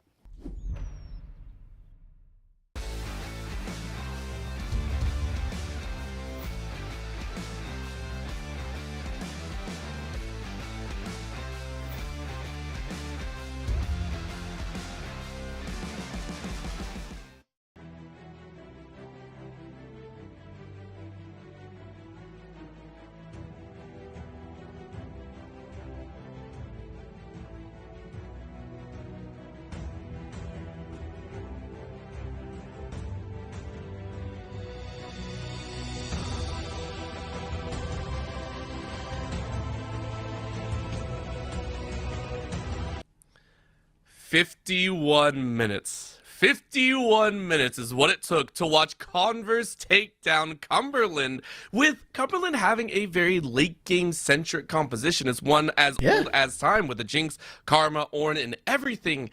And it came through because Converse banded together with what I feel like are some players that may not have thought they would be here at this time, and yet they performed exemplary work in their roles. Fair enough. And overall, that just makes me super excited to get into game 2, because when you've got such a close game 1, you can bet that, the losing team, Cumberland in this case, is frothing at the mouth to get back into that game 2 to punch back, because they lost from just one fight, right? And they were coming back, they were dominating. And for Converse as well, when you saw such an exciting game, the way they turned it around, right? Like they want to get back in as well. They want to close this series out. And we talked about how these teams have met up multiple times. Let's talk about the 2 series that I know of that they played back in the Passion Series, the Concord Passion Series LAN. They played the winners finals against each other, where Converse beat Cumberland 2-0. They played grand finals, where Cumberland beat Converse 2-0. Common thread? It's always 2-0s. And coming into today, Orbital, I'm curious to see whether the Converse can actually close out 2-0. And that's what's going to be interesting, is because the Converse is able to close it out 2-0, then all of a sudden they got to have another rematch. And that means in the Div 1 section, who knows? Maybe we got to see him later on in playoffs. I don't know. But of course, you got to stay tuned to find. No, I don't know. Not next episode or anything like that. What I will say, though, is 2 players that stood out in our eyes was Broadcoma as well as Scooter. These 2 obviously showing a lot of penchant for strength when it came to that Nico, when it came to that Nocturne. Amazing mid to late game calls that it really did feel centered around that factor. Suki was not allowed to play a comfortable game in that late game because of them. Yeah, and sort of the 2 role swap players. Like we thought they'd do well in the role swaps. We've heard good things about, the role swaps, but I wasn't confident. I was thinking, okay, maybe it comes down more to Hope 1 as being, that mechanical AD carry to be able to carry games. And sure, he got the solo kill, but the fight's really hinged on Broadcoma and Scooter. That last critical fight was Scooter finding the angle in the paranoia onto Suki and locking Suki down. That Jinx immediately dope after by Broadcoma, and huge props to them. Now, Broadcoma in the jungle, he's still got options as the champions that can, look for backline, who can go in and go diving. But Scooter is the interesting one, because Scooter role swapped from mid, and Nico is a champion that you pointed out in draft is a mid lane champion and can be played support as well. But there's not a lot of other mid lane mages that would transition well to support and play engage, right? I know that Scooter plays Mel, Lux, Karma, which can't be played again since it was already played, but none of them are engaged champions. And I feel like with how well he played that Nico, I kind of see him on something like Rakan, where you've got that mobility to find that backline access and kick off fights just as well as a Nico can. We'll see if they can pull it off, and what we do get to see Scooter actually play on, whether it be maybe a more engage-heavy champion or not, because we actually see Cumberland on the red side of the battlefield this time around. Now, it is a little bit awkward sometimes. We don't normally see it. I feel a lot of people, you were talking about it in the green room, that a lot of people do prefer to have that blue side, have that first pick, have a lot of those priority picks. The fact that Cumberland opted for the red side shows that they maybe are looking at more of a counter pick situation. Maybe that R3, R5 is a higher position. At the current moment, though, we are looking at a little bit different draft bans to come out. The Scion and the Yone, I believe, were banned out before by CVU, but the Rumble, I think, was a little bit interesting. I think it came a little bit later in the ban phase. Syndra, though, well within range. Yeah, Rumble wasn't even banned game 1, and that's why I'm a little bit surprised that Cumberland actually opted for red side when there are power picks like the Rumble open and available for blue side to pick. And I feel like this Rumble ban is precisely because Converse is now on blue side. They just don't want to give it over. I don't necessarily think not good enough is. It's not about not good enough being a Rumble one trick or anything like that. It's just a generically strong champion that he does play. Wukong now being banned by Converse on blue side. It was actually banned by Cumberland on the blue side last game. Okay, so saying, hey, we still got to work out for some of these champions. We got to watch out for how quickly they can scale up. And understandably, this is going to leave open a wide variety of options. If you're looking at that mid lane once again, you could go for a little bit safety if you wish. But no, it's an opt-in to a Maokai, which to me is a little bit surprising. I feel like you could have gone for a power pick lane, especially with how hard of a focus there was in mid lane before. But the Maokai still provides a decent amount of support depending on where you put him. And what we do have to remember was that RetroZing opted for the blind pick Orianna, blue 1 pick, right? So that was a Hui counter pick to come through from Duckman. I'm not surprised if Duckman is opting to hold off his mid lane pick to potentially see what RetroZing might pick up. Instead, tank junglers coming through from both sides. Maokai, a complete 180 from Nocturne.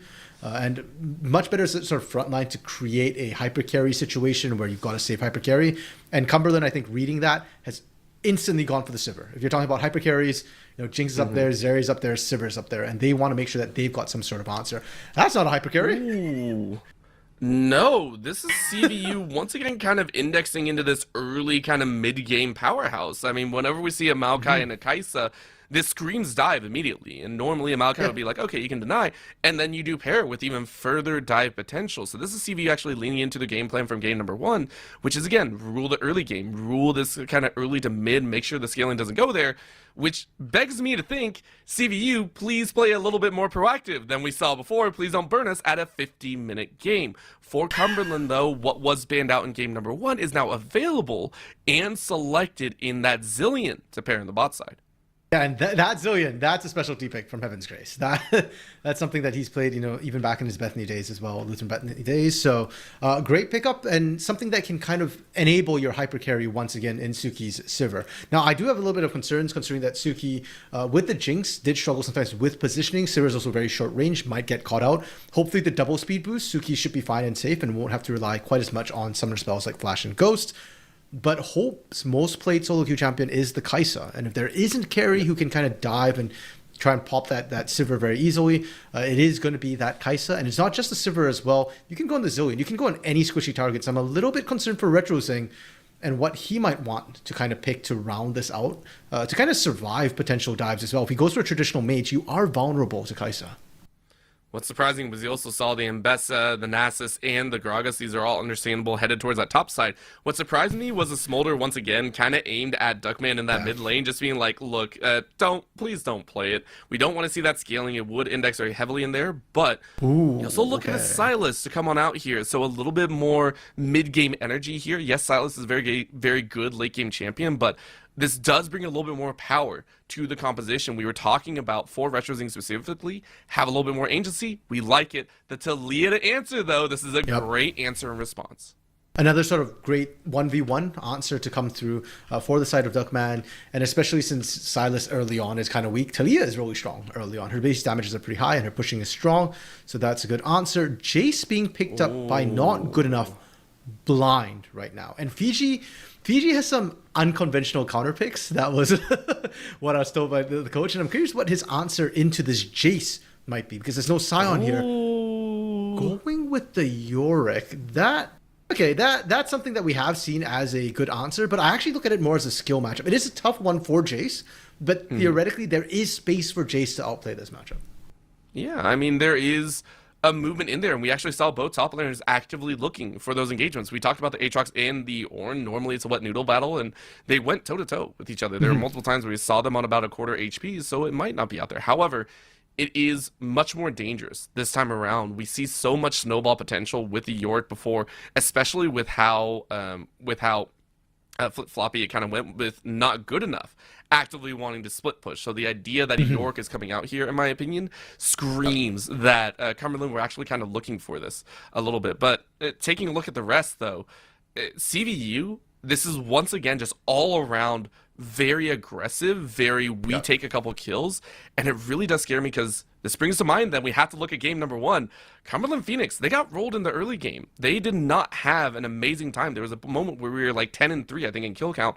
How does Cumberland deny that factor again? How do they smooth out this early game this time around? I'm going to be honest, overall, looking at the lane matchups, it feels like it could go the same way again, right? The only lane that Converse has, which isn't really a winning lane necessarily, is that top lane with the Jace. And if anything, Yorick, I think once he gets a couple items, will do much better with the Jace. So even then, it feels like Converse still have a chance to play through the top lane. I'm looking at the jungle. I'm looking at Hot Dog coming through for Cumberland to be able to try and smooth out the laning phase, because his bot lane and his mid lane is going to need a lot of help. And he does need to keep an eye on the top lane. I'd actually love for Hot Dog to try and get an early gank into that top side. If you shut down not good enough right from the get-go, then it just becomes a non-issue at that point. And then the Yorick can just split push for days, get a ton of pressure down as well. The Yorick pick for Cumberland, I think, is a solid pick as well, because you don't need an extra team fight tool for your composition. With the Silas, with the Sivir already there, you just kind of need another meat shield, not dissimilar to what Ornn was doing. And having a bit more threat, I think, is actually quite effective. I wouldn't be surprised if we see Broad Koma kind of go for more AP-oriented Maokai with this particular composition. They're not really team fighting. It's a lot of poke and then potential dives, so you just want to get the damage out as fast as possible. Unfortunately, our draft has bugged out a little bit. That is an Alistar as a support for Converse. It's not Maokai being both jungle and support, though he can technically fulfill those roles. If only you could add double Maokai, the multi-roots in there would be quite entertaining. Multiple saplings just around the map, which, by the way, disgusting. I love the fact that you pointed out the AP. The multiple saplings will be annoying to deal with at the end of the day, and also no cross-map ultimates anymore. We talked about the paranoia being such a big deal, so it is going to be a lot more, in my opinion, the vision game, trying to catch out, make sure you know where the enemy jungler is, make sure you know where a lot of these team fights kind of commence in, considering how that late game rolled around in game number 1, where everyone was zoning in on positioning. You know, do you know where your opponent is? Are you going to get 4-1 kind of pincered in? Are you going to have all 5? So many thought processes there. But of course, now we got to go down to my favorite part, which is the mid lane. Because in mid lane, we have such a different style. We mentioned before that as we dive into game here, Retrozing was put on the Orianna, was put on a little bit of a backboard, and yet now given the Silas, I think that is my favorite way to look as we are diving onto the Rift. Scooter on the Alistar can make a big splash, but only if you don't lose your own ult to the Silas that we just mentioned. We might not get 2 Maokai's orbital, but wow, we could get 2 Maokai strong ultimates. Headbutt. Yeah, through the wall from Scooter. Scooter's still feeling strong from game 1. Retrozing, let's talk about the ultimates, because we could get 2 Maokai ultimates, and Retrozing has a lot of options where he can steal the ultimates. And we're talking about we like him on this Silas. I think it's a great pick individually. It gives him a lot more agency, but also it's going to help Suki out a lot. Because in game 1, with the Orianna, yes, she was scary. Yes, Retrozing did a lot of damage. His shockwaves, he got some really good ones. But he didn't have the threat as the fights go on. He's all about that initial shockwave. And so Converse could just say, okay, we just need to throw everything in the kitchen sink at Suki. If we kill Suki, it doesn't matter if only 2 people are left alive. We can still carry on and win the fight. But against Retrozing, on Silas, that's no longer the case. Now you need to shut down Suki, and you need to shut down Retrozing. And Retrozing can steal an Alistar ultimate, Unbreakable Will, and just refuse to die. And then if you go on Suki, you can use the Chrono Shift from Zillion to bring her back to life, even if Suki does get dove and killed. So I'm liking that Cumberland have a lot more redundancy or sort of margin of error in the way they can execute their later fights. It is a little bit of breath of fresh air. We saw a big part is Cumberland, they only had one way to play, really. It was like, look for the team fight, let Suki fight and everything. And again, it's more of just parroting what you're saying, hey, we do like the fact that there are more options, that there's more variety for a chance. What we're also seeing is a variety in the dodge aspect. Retrozing and Duckman are both sitting at about 200 HP. This is standard, I feel, for a lot of Silas players. If you're good at taking those trades, you get them low and then you surprise them at a level 2. But Duckman also understands that level 2s are hit first by Heaven's Grace and Suki this time around, as they are getting a little bit of a pinch for themselves. Heaven's Grace on this Zillion. It's going to be frustrating to play against, especially if Hope is not careful where they stand. Yeah, and for Suki, he should also get the level lead, the experience lead from just having the Zillion passive to be able to bump him up the level. So that's fine. The problem is, unfortunately, even with the advantages, Sivir just isn't an early game champion. They nerfed her even further in lane so that her rank doesn't clear quite as fast either. Heaven's Grace. Okay, so Heaven's Grace actually takes a lot of damage. It's because Suki and Hope opted to not actually duke it out. So Scooter's the only one that walks away from this one actually fairly healthy. But now you get a chance on the Suki's life as well. And they're willing to fight this. It is only a heal situation, but they get a catch and Suki has to run away. One less auto could have chunked out with the proc from the Kaisa, but it's not going to go down. Retrozing, as we look back, is dancing around as these early stages getting messy once again. And choice by Suki to blow the flash instead of the barrier. Oh, Duckman. Oh, that was close. he walked back into the burst, by the way. but he didn't get hit by the chains. No, it's gonna let it come through. That's crazy. And props to Duckman for being willing to do that and actually dodging out. But that shouldn't be how that matchup goes. Talia has the range advantage. It's range into melee. She has better poke as well. Retrozing, with the agency we're talking about, able to kind of make advantages on his own and not good enough, struggling right from the get-go. That doesn't look good either, quite honestly. But what we are watching is this bot side dive Scooter taking a lot of extra damage. But guess what? Hot Dog is around the way. Of course, Hope speeding their way to safety went with the flash ghost yet again. And Hope and Scooter are showing off and saying, look, we did well game number 1. We're going to do well again. Yeah, I think it makes a lot of sense for Hope to run the Ghost with the Kaisa. Mobility is king in a lot of these fights, and there's not a lot of point-and-click lockdown either. All the CC requires you to land some sort of skill shot, so Hope showing the strength of that Ghost, and it'll enable him to chase down on targets much quicker as well. Retrozing again getting in. And it's just free damage at this point. Wow. One of those frustrating points of watching the mid lane is you see the junglers also duke it out, Broad Coma and Hot Dog. I think exchanged with abilities up there. I don't know what happened. We just saw Hot Dog kind of like curve into a wall there, which was pretty funny. Heaven's Grace, though, saying, you have no flash. You don't have any safety. And it's a free flash into a free double bomb into a free kill. Duckman going down here as his first blood to Heaven's Grace. Unfortunate for Heaven's Grace, he was trying to give that over to Retrozing, but Retrozing wasn't able to get the last hit in time. Heaven's Grace picking up first blood. That's fine though. First blood doesn't matter quite as much anymore since you don't get the bonus gold on it. So, you know, it's just that the kill gold went over to the Zillion, but that's not terrible when we know that Heaven's Grace, for example, can build a bit more damage if he wants to, or rush that utility to help Suki get to safety. I think the biggest issue is that Duckman is getting set further and further behind. Oh, wow. Not only that, Heaven's Grace, no flash this time. Instead, pays with their life on the bottom side, and to me, that's terrifying. You got the kill, but then you gave one back to Hope, one of all people?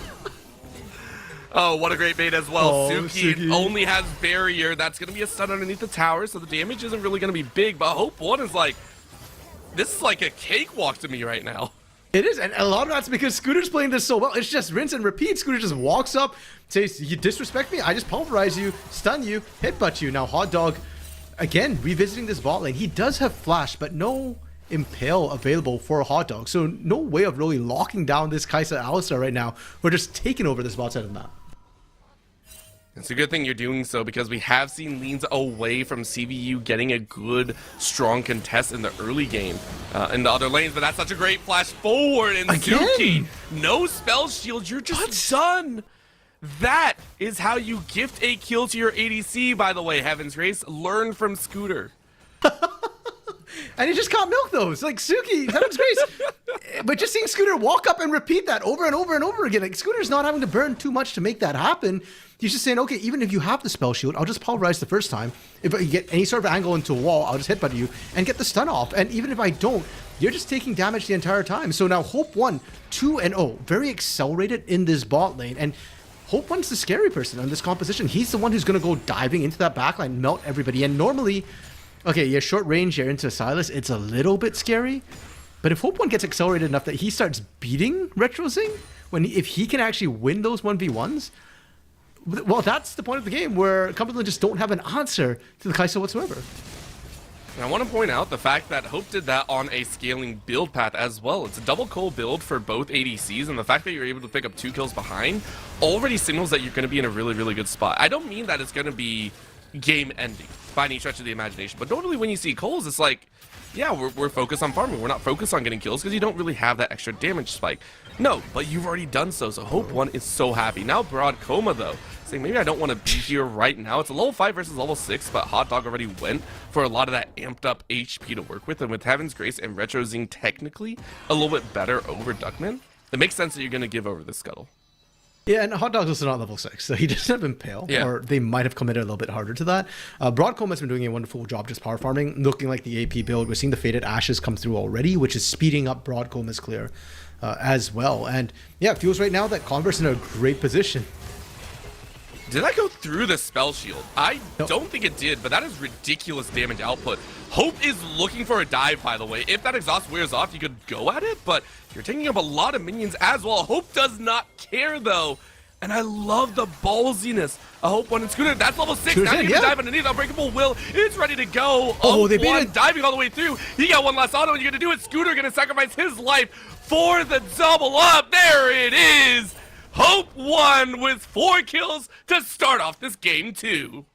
Okay, but actually, genuinely, watch Scooter's support play, because he's being the perfect support right now. Genuinely, that dive was clean, and the spell shield blocked the hit butt. Scooter used the hit butt to reposition himself. He wasn't using it for the knockback. He used it to drop the shield and then get the pulverize and the stun combo in.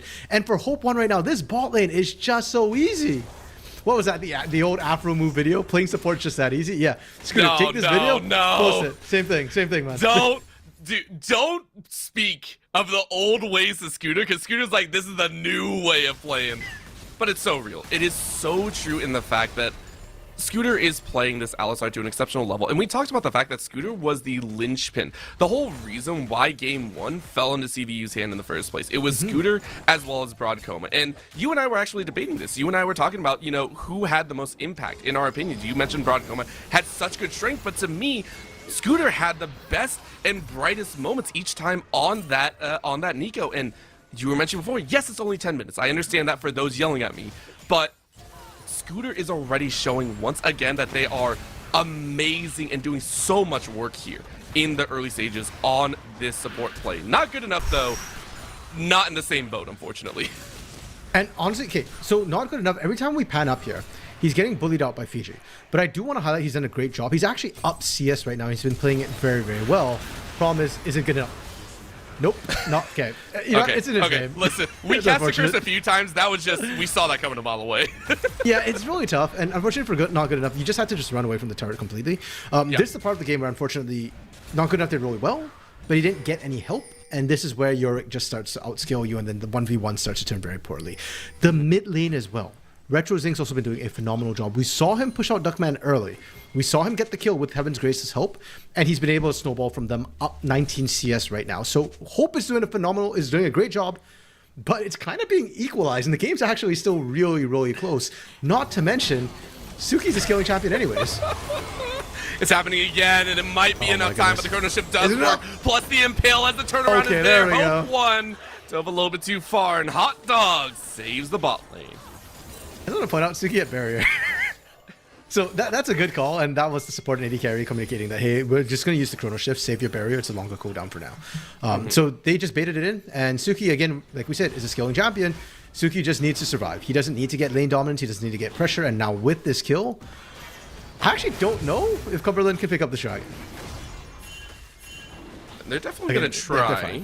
Yeah, I was about to say, like, you look on the top side of the map, CBU are allocating a lot of resources just to pressure out, which is also partially, I'm guessing, why Cumberland were like, yeah, we can take this, no problem. Yeah. I'm wondering what they were doing specifically, though. I think Broadcoma was just going in there, grabbing a red buff, grabbing some extra camps, and maybe alleviating pressure. The pressure that we were talking about, not good enough, needed a long time ago. However, that's another catch. Scooter is forced to burn the Unbreakable Will, and has to step away now. So not only was it a kill back, Hope 1 getting taken out, you also get a nice little lane exchange for Suki and Heaven's Grace. They burn the Unbreakable Wall, meaning no dive for the next minute and a half. That cooldown's really short. I feel like for Alistar. Yeah, it is. And in a 1v2 without his support, Hope 1 is still stepping up and zoning them out. So a little bit unfortunate, but to be fair to Hot Dog, he also had nothing he could do anyways. His top side of the map did get cleared by Broadcoma because they were up in that top area. They knew they couldn't, or they chose to not even try and respond to that dragon, which is fine. And they just opted to clear that top side anyway. So Hot Dog doesn't really have any options in terms of what else he was going to do at that time. Converse, though. Hope is still playing just outside of range here and really dancing it out. And that's because Broadcoma was coming around the side. From top to bot, they've gone, but this time spotted out. Suki and Heaven's Grace, I don't know if you actually want to stay here. It's going to look like a powerful dive. In comes the TPs as well. Nice double headbutt into the pulverization. They just annihilate Heaven's Grace. It's a really smart call. Chrono shift on Suki. Just take down Heaven's Grace. No problem. But on the other side of the map, first tower goes Fiji's way as destruction continues to mount. Yeah, and despite the dive, that does mean that Cumberland are kind of matching in gold. Not good enough now running back up to the top lane to try and cover, but RetroZing... I think RetroZing dancing this one out knows that they have enough HP, by the way. But Hope 1 shredding through some of that. We're seeing that power kind of break through for some of those carries right now. And that's the concern we had earlier, right? We said, hey, if even RetroZing can't handle Hope 1, then who's answering Hope 1 right now? You've got to spend so much resources in just trying to equalize and balance it out. And RetroZing, at that time, was actually kind of an item behind. He just completed the Proto Belt on this base, and maybe now he actually has threat onto Hope 1. I kind of hope we get to see that sort of 1v1-esque matchup again. But if we do see that orbital, somebody's dead. They're not both walking away from that confrontation. That's a little bit too true right there. It's just like, okay, that was a stat check and a half at the end of the day. That is what that was. But they're going ahead and waiting for just another moment here.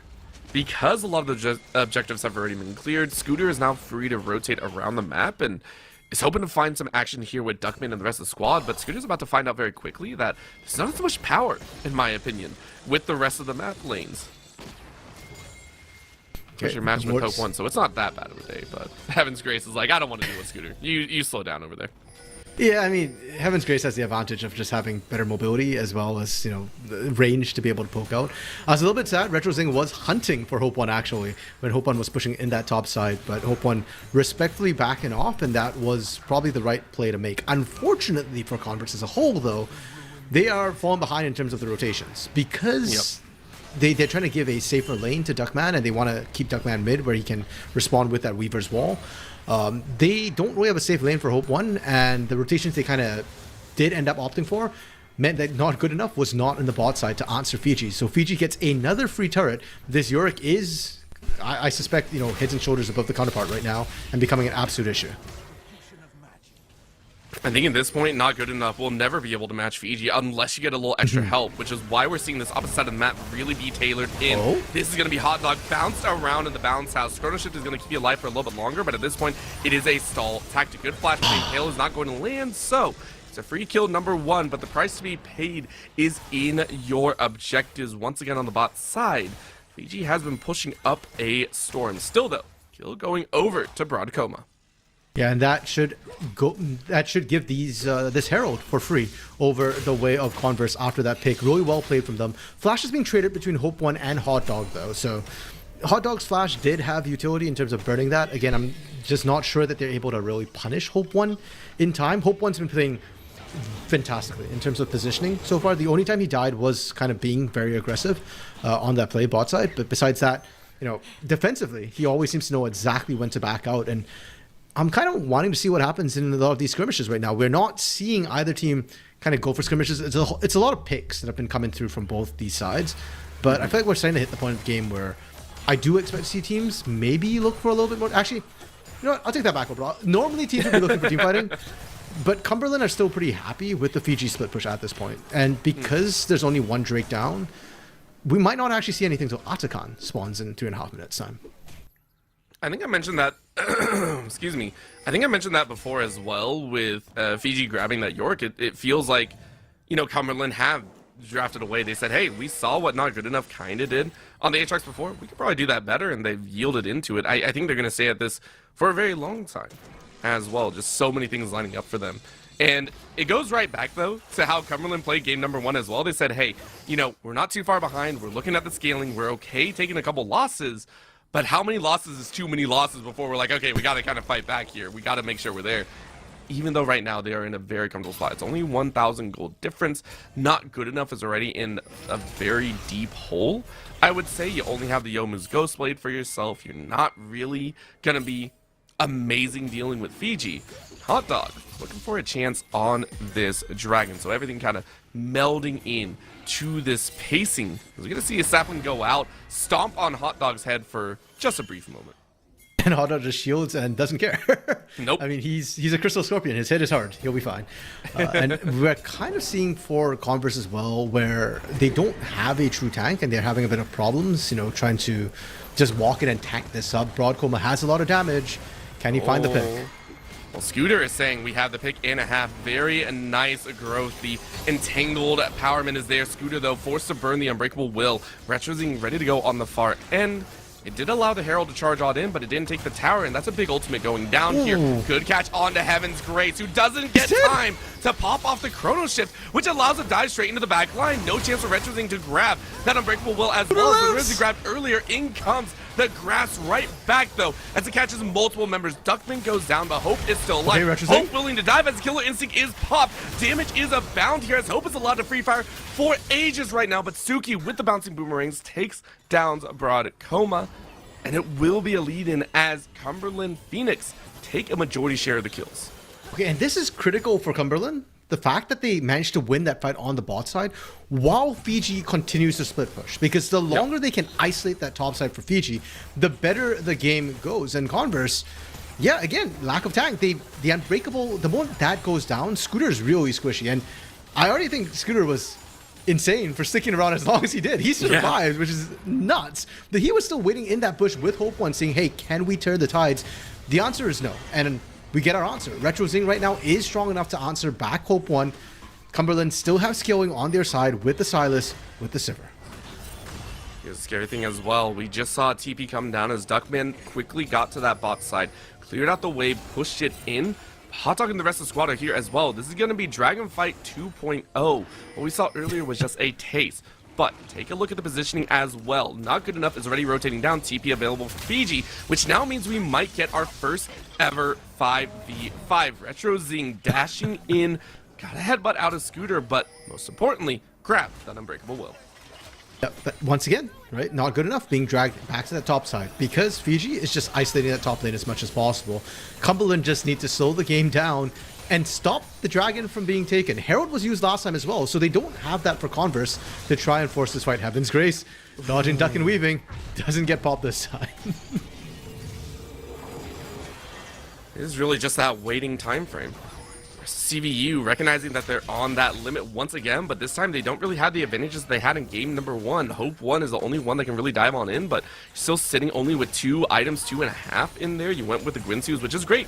Don't get me wrong, but you're still not going to be shredding through people as quickly as you would like. Not good enough. Waiting on the top side, barely dealing with those minions, and it hurts. That is all from minion damage, by the way. Purely minion damage, and not good enough. Has to walk away. Yeah, super difficult. And the ghouls, they just do a lot of work, and that's one of the reasons why Jay struggles later on, and you kind of need to get the lead early in order to kind of have a hope. Again, Broadcoma never visited, not good enough, and tried to help out Hope One. And Hope One is ahead, as you said, but alone, not enough. Where are the dive buddies to come in right now? Not good enough is not diving. Broadcoma isn't tanky enough to dive, and so Hope One kind of in a bit of an awkward spot in terms of what he wants to do vis-a-vis what his team can do. Well, that's one way to do it. I felt like this was almost a slow burn situation, but Retro Zing saying it might be more than that. So I'm going to try and take Duckman's life, but it won't happen here. Full dive with the flash yields a shutdown, going over to Duckman. And surely this is Octagon this time. Like, Converse is in position for it already. They've got the vision. They clear that out. And Retro Zing was that big threat onto Hope One. Without Retro Zing, Hope One's very comfortable with any fight that might break out around him. It is, but at least there's an answer on the other side. Cumberland taking the mid tower, top side saved as well. But that buff is huge. That Otacon that we know and love can do so much work. So even though it was an exchange of blows in terms of overall objectives, it is still CVU favored, at least for the moment. Yeah, and Converse kind of needs that Atsukan. Again, the scaling that's coming through from Cumberland is definitely scary. So having the additional AP80 from those pedals is, I think, absolutely key for them staying in the game. 1,500 gold lead right now doesn't feel that significant. It still feels like Cumberland right now is stronger, despite the fact that they're down gold. It's only if Converse can continue finding these picks, which, credit to them, they've been able to find consistently. And that pick onto Retrozing just feels like the latest in a chain of them that's given them the lead this game so far. Granted, though, that is the first for Retrozing, and I give that a lot of credit because we saw Retrozing get picked on a lot earlier on, and I think it's something that I was kind of thinking, like, I'm a mid lane main, man. Like, I love when my mid laners do really, really well, and Retrozing on the Orianna got picked on in game number 1. What we're seeing here as well, as I was just talking my butt off, is a massive ultimate exchange as the Weaver's wall went out trying to cover Fiji. Fiji flashed over that wall and got caught by the Nature's Grass, but no one went down. Everyone going back to kind of repositioning starts. Yeah, kind of scary though when the Yorick can be burst down by the Kaisa. Like Hope 1 was looking to actually kill Fiji there, and Fiji had to blow the flash to get out. So, for Cumberland, this neutral state's getting a little bit tough. Their team fighting definitely feels stronger, but the neutral state and who's split pushing is becoming a little bit more complicated. It almost feels like Hope 1 is more effective in the side lanes than either Retrozing or Fiji right now. I mean, that, I think, proves it right there, right? We just saw Retrozing go, oh, I didn't get the minions in time. Lose the tower. We're matching at a 2-4 pace, which is not bad. Hope is looking to break down this bot side as well, and Fiji is actually going to match for the first time. We're actually seeing it there. Scooter running interference against Heaven's Grace in the enemy side jungle across a lot of wards. I think he got about half damage on that tower. Not bad with a singular push. So everyone jockeying at this current moment, trying to find the right outlet for gaining an advantage. Yeah, this does change things a lot though, because I was thinking initially that Cumberland are okay with playing slow and just isolate for Fiji. That's still true when there's objectives on the map, because Hope needs to be at the objective and cannot afford to split push on the other side of the map. Hope doesn't have teleport. But when there's no objectives like what we're seeing here, I'm really liking what we're seeing from Converse in terms of using Hope to really pressure and then letting not good enough pick up farm somewhere else so that he can remain relevant in the game. Because while he can't really match the 1v1 of the Yorick, the poke that can come through from a Jace, right? He's already got the mirror mana completed, could be significant. We'll see how exactly it ends up panning out. I love that Hope is still willing to dance even underneath tower, by the way. Like, Heaven's Grace is very carefully plotting these moments of like, please let the slow do enough to make sure Hope doesn't dive us or anything like that. But this dance has been so intricate each time that I'm watching Hope, and I just want to see this continuation of power. Currently sitting at 3 items. We are watching another fight here as Scooter looks for a chance, looking for the headbutt pulverized, but only gets a headbutt. Instead gets chunked out on the back end as Tsuki and Heaven's Grace are showing strength. And what a great burn. Right before Dragon, Scooter losing out on Unbreakable Will. Yeah, that's absolutely huge. And Suki as well, starting to hurt already just with the 2-item power spike, opting for the Infinity Edge Essence Reaver. So much higher burst to come through, not quite as much consistent damage throughout a lot of these fights, but it's working. And if Scooter mispositions like we saw there with a hit butt and Pulverize didn't really knock up Suki, it can definitely do it. Well, right now, that was a ghost in from Heaven's Grace, a pseudo one, if you will. But this is a fight right back as the rest of Cumberland come out from the woodworks. They almost get not good enough, but not good enough isn't going to go down here. But it is Fiji to TP in for the battle. It feels like everyone was saving each other's life, and no one falls in return. Everyone allowed to go back, heal up, and get ready for the true battle, which is the dragon that just spawned. I'm getting flashbacks to game 1 overall. This sort of standoff where like it's just kind of throwing hands at each other mechanically and seeing who can kind of survive, and both teams dodging out a lot of those skill shots really well. But as you mentioned, Cumberland, I think, have the advantage with their ultimates right now. Converse still looking to challenge though. Well, the rest of them are coming up here. Scooter about ready to go in about 15 seconds. So watching this pan out. Maiden is still alive. Maiden is going to be sent off to the side. Hot Dog still holding on to this dragon. It's down to about 8k. Broad Coma has looked to smite away before, but Hot Dog has been pretty good on that pacing. It's down to about 2k. It's going to be a big fight. Hope going on the back line. Smited away is the Dragons, so Cumberland Phoenix are on soul point. With that call, this Divergence out might be the big call. CBU have gotten a lot of kills before with the routing potential, and it is going to be called out here. Weaver's Wall to slow them all down. But how's the fight occur? How are they actually going to fight this? I don't think they can. A massive empowered shock blast is going to land, but doesn't do more than that. Cumberland Phoenix walk away in a very precarious moment. Converse, they decided to go big, and unfortunately they'll have to go home. So the Dragon was always going to be a lost cause with the Nature's Grasp picked up by RetroZing. He was always going to be able to zone them out. But Converse had the choice of trying to chase down Cumberland and beat them with the poke, which they were kind of doing, but not able to actually catch up and split apart Cumberland. Or they could have gone mid. There was actually a huge wave mid, but Converse let that go in terms of the chase. And Cumberland really well played on the disengage without paranoia. It feels like they're much more disciplined, and they were able to stay together knowing that Converse don't really want to dive, and they didn't have enough time to get the poke down to the point where they could try and pick off some of the tankier members.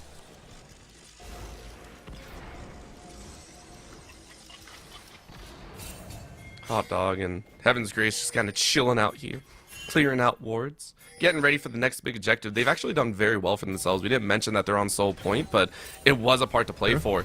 Now they get a look at Duckman, though. Duckman, who has been this point of question each time, is not just gonna get hard dove. There is no way that you're getting out of this. Rest of the team is here, though. Try and play out. No way.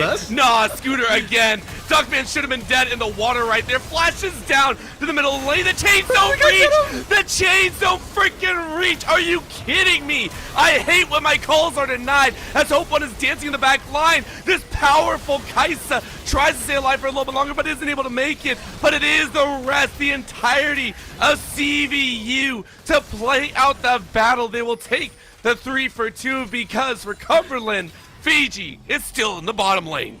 And the Duck that kicks it off ends up surviving. Duckman is still alive at the end of the day. Heaven's Grace with the double bomb onto not good enough. I don't know if they can actually get Baron. No, Fiji, absolutely not. Okay, no, I think they might. I mean, Fiji doesn't have teleport, so Fiji needs to leave lane, but he keeps pushing. Heaven's Grace is just trying to distract, but Broadcoma needs to tank this more. They're losing so much for this, though. If they get it Duckman orbital. is in no position to hold this inhibitor. It is going to go down here. Baron, no, they can't. Look at this. Look at this. They can't. What did I say, RMC? What did I just say? They can't do Baron. NGE is not good enough because you have been punched out of the early game. I believe, but as you said, NG, unfortunately, Broadcoma just wasn't tagging enough and not good enough.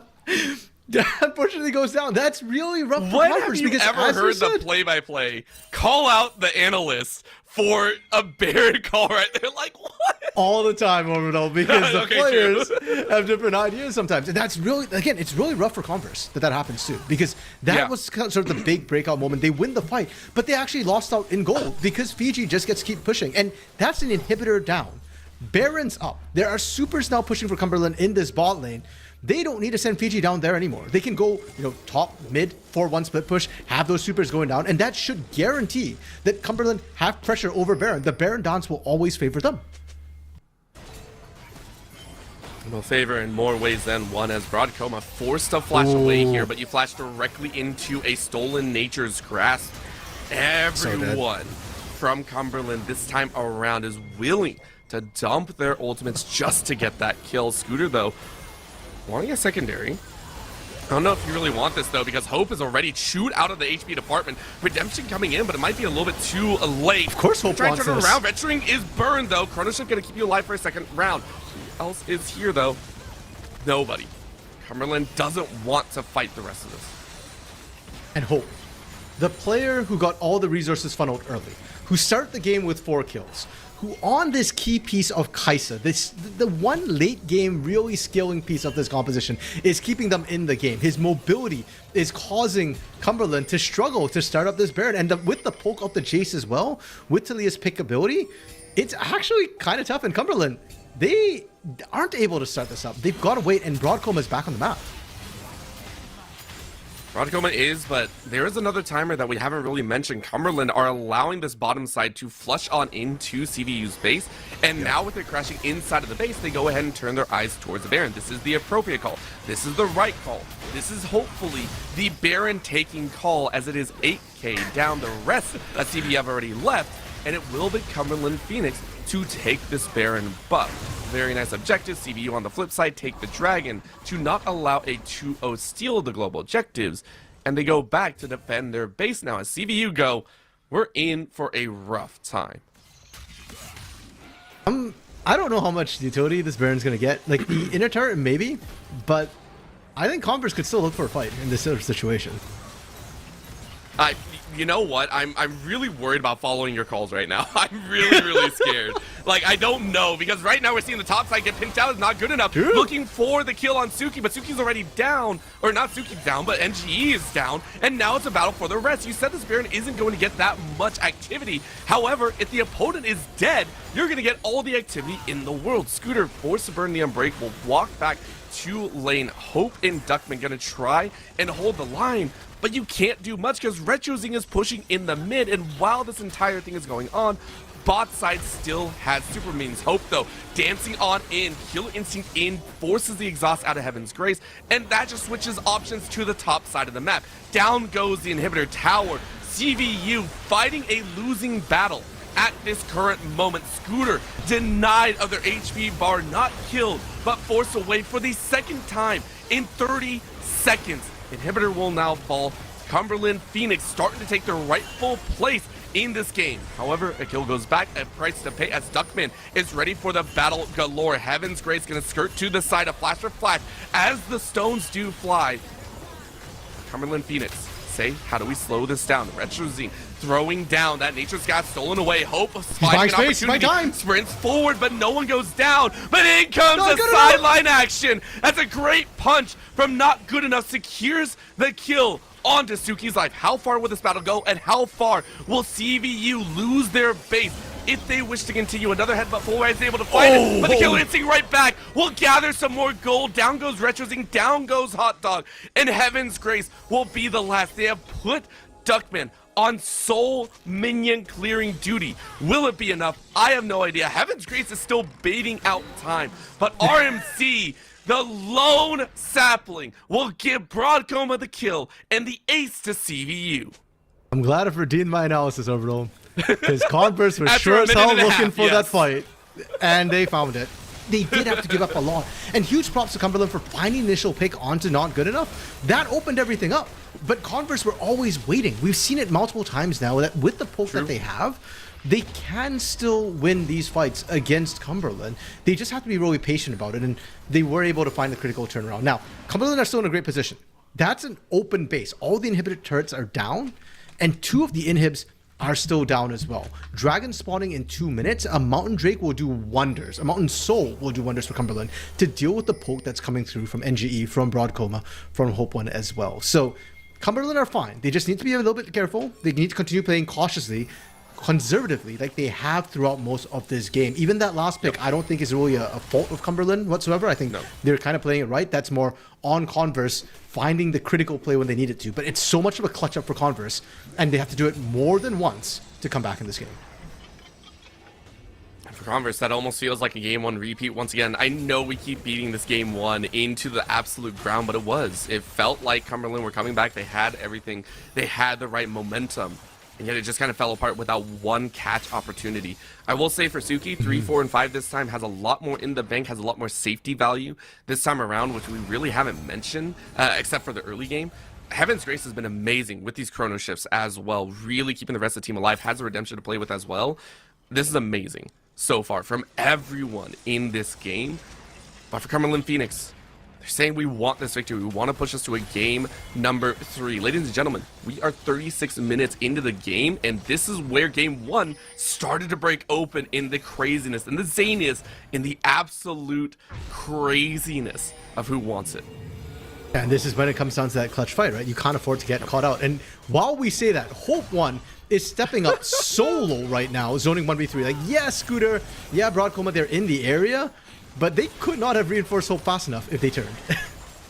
I like that Knight's Vow as well, I believe. Not a Knight's Vow. That is a Storm, whatever that is. It's extra auto attack pressure. Yeah. Having that one on Scooter. I thought a Knight's Vow would be nice, but honestly, I mean, there is a Knight's Vow. What's up? Broadcoma has it. Oh, Broadcoma does. Okay, so that's what I was wondering. I was like, what am I looking at? That's what I was looking at, and now we get a moment of a chance. Nature's Grasp is going to be body blocked thanks to Suki. Beautiful. Oh, that was a really nice call there. Man, my eyes were deceiving me. I was like, yeah, I saw the branch there. I was like, my brain, please. But Fiji is saying, guys, if you're not going to worry about me, I will fight my way through. These towers are already chewed through. And this might be the call. That's the TV coming in here. Cumberland Phoenix are saying we are going to have the opportunity. And out goes. Not good enough. But the next tower's already down. No one else is going to be here. This is Cumberland Phoenix saying, you messed up, CVU. GG's. Let's go to game 3. What a banger series, Orbital. Truly, game 1 gives us the comeback fight from a comp that was starting to falter in the skilling. The one team fight turns it all around, and here in game 2, it's a backdoor, beautiful shot call from Cumberland and from Fiji, from RetroZing, from these solo laners we were talking up in game 1, who weren't quite able to turn the tides. Here in game 2, they were able to do that in style, and now in game 3 Orbital, both teams have kind of been tested. Both hands are good. We've seen clutch calls come through from both. That 3-2 head-to-head, it's about to change, but which way it goes, nobody knows. I don't even want to try and call it. Fiji making sure to, like, from beginning to end, by the way, this consistent split push menace, I'm horrified to know what we're going to get in game number 3. But of course, we have to leave that to the teams themselves as they're ready to go with their 6th series conclusion. That is, you heard that correctly. In the time that these two teams have been playing up, their 6th series in just a matter of months, it will conclude with this game number 3. So please do not go anywhere. We will be right back.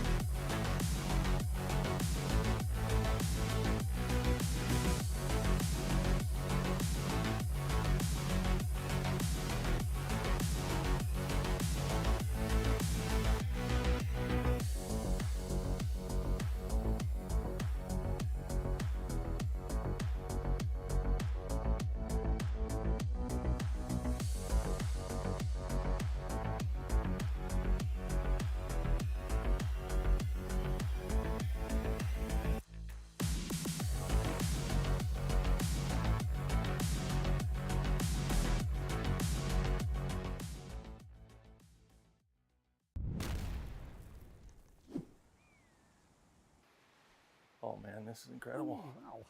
Huh? Yeah, it's pretty cool. It is pretty cool. Hey man, grab me a meat stick.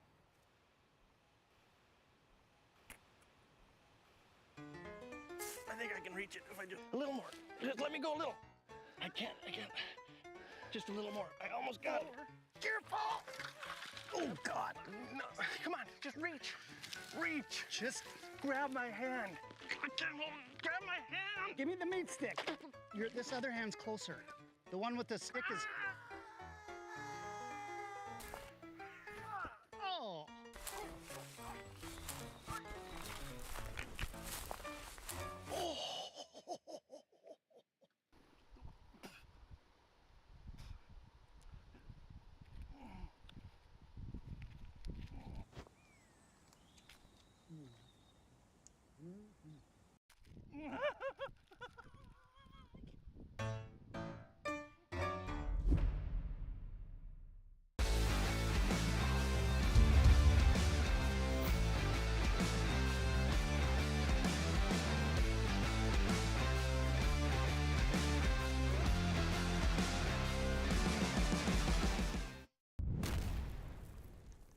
Oh, what an awesome day for a pump, dude. Yeah, I gotta take it easy. Doc says if I exert myself, I will die. You overexert yourself, you will die. I'll tell you what, you finish the workout, all these could be yours. That looks good. A little bit of honey ham for the ham. Get after it, and that's your, nope, get after it, and that's your treat. Do the exercise, do the work, then you get the reward. That's how this works, man. You You gotta give it max effort, maximum effort. That's what I'm talking about, baby. Big hams. Make it work, those hams. Work 'em. Putting in the work. Yeah, baby. Yes. This is a spicy workout. Gotta make it worth it. Building the beef and bringing home the bacon, baby. I'm loving it. Teriyaki is just about within your reach. Come on, get you some. Come on. Ooh, ooh. Maximum effort. Maximum effort. You're there. You're almost there.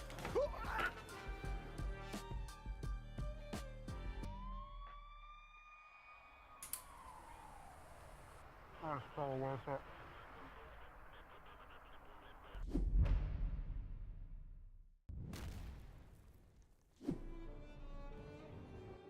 What am I supposed to say? It doesn't matter. Your daddy ain't listening to you anyway. I'm hungry. No. Put it away. I can't watch it. Oh, crap. Just reach in. You gotta pull it. Just grab it. Just take it out of his hand. What do you mean you can't? He won't let go. What do you mean he won't let go? He's dead. Help me. Get in there. Now just hold on. Make him let go of it.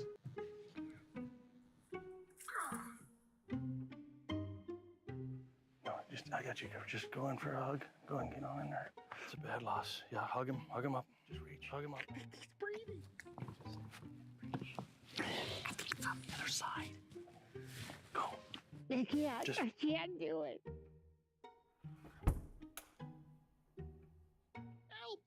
Help me, Lord. Help me get over this loss. I can't breathe. Hey, I can't breathe. I'm so upset. I can't breathe. Stop. You knock on wood so they go to heaven. It's like a lucky. Hey, get the stick. Yeah. Hey, did you get the meat stick? Yeah, I got it. Hey, just hold tight for a second. They're moving the casket. Just hold tight. Yeah, it's no worries. I got it. Time to get up. These glasses, jacket, and sweats, baby girl, that's a get up. It's chilly outside, but I'm ready to burn. Super hot fire when I move, better feel that burn. Get up before the sun is up, baby, let's work. Good morning. Ready or not, here I come, let's work. Good morning. Get up before the sun is up, baby, let's work. Nobody stopping you today. Low-key walking with a sway. Going for the distance, drop top, hopping in the range. East Coast, baby, but I'm popping in the A, let's go. This ATL, bro, go get it, trend set it. We're embedded with the avant-garde, the style so synthetic. While I pioneer shine like a golden embellish, oh lordy. This your last warning. I've been waiting in the foyer. You Put on the gas, I'm ready to go ahead. I hate. What do you make of this up here? Just showed up in the yard a couple days Is a ago. dog been digging in here? I don't think so, dude. That goes way down in there. Seriously, did you just lose your meat stick? Yeah.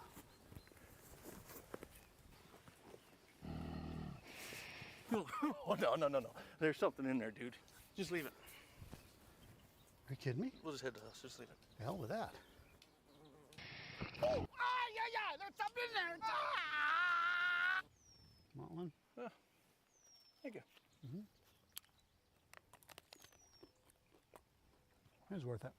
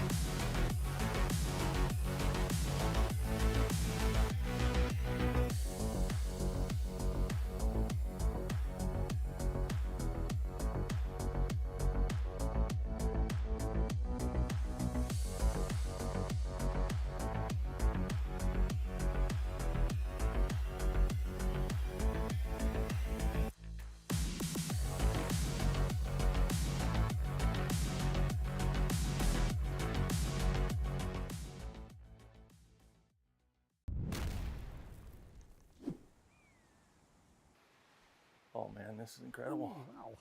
Huh? Yeah, that's pretty cool. It is pretty cool. Hey man, grab me a meat stick.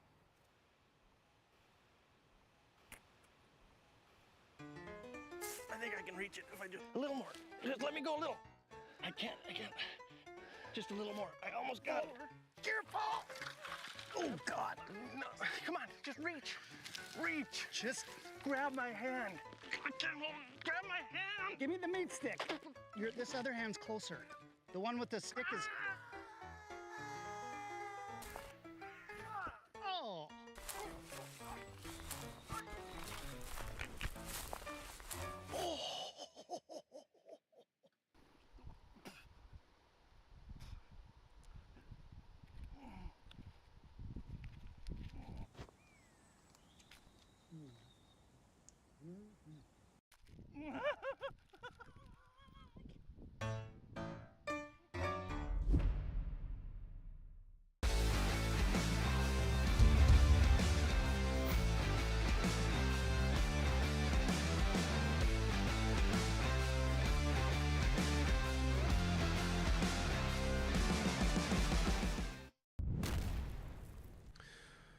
Well played overall from the side of Cumberland Phoenix. They rose up here in game number 2. They denied history of 2-0s, and Converse said, crap. That's all we can really say there. Fiji split pushing to end the game. RetroZing in the early to mid game looking a lot better as well. And then, of course, on the bot side, yes, there were some mix-ups there, but Suki as well as Heaven's Grace keeping themselves alive for a lot longer than I expected in some of those mid to late games.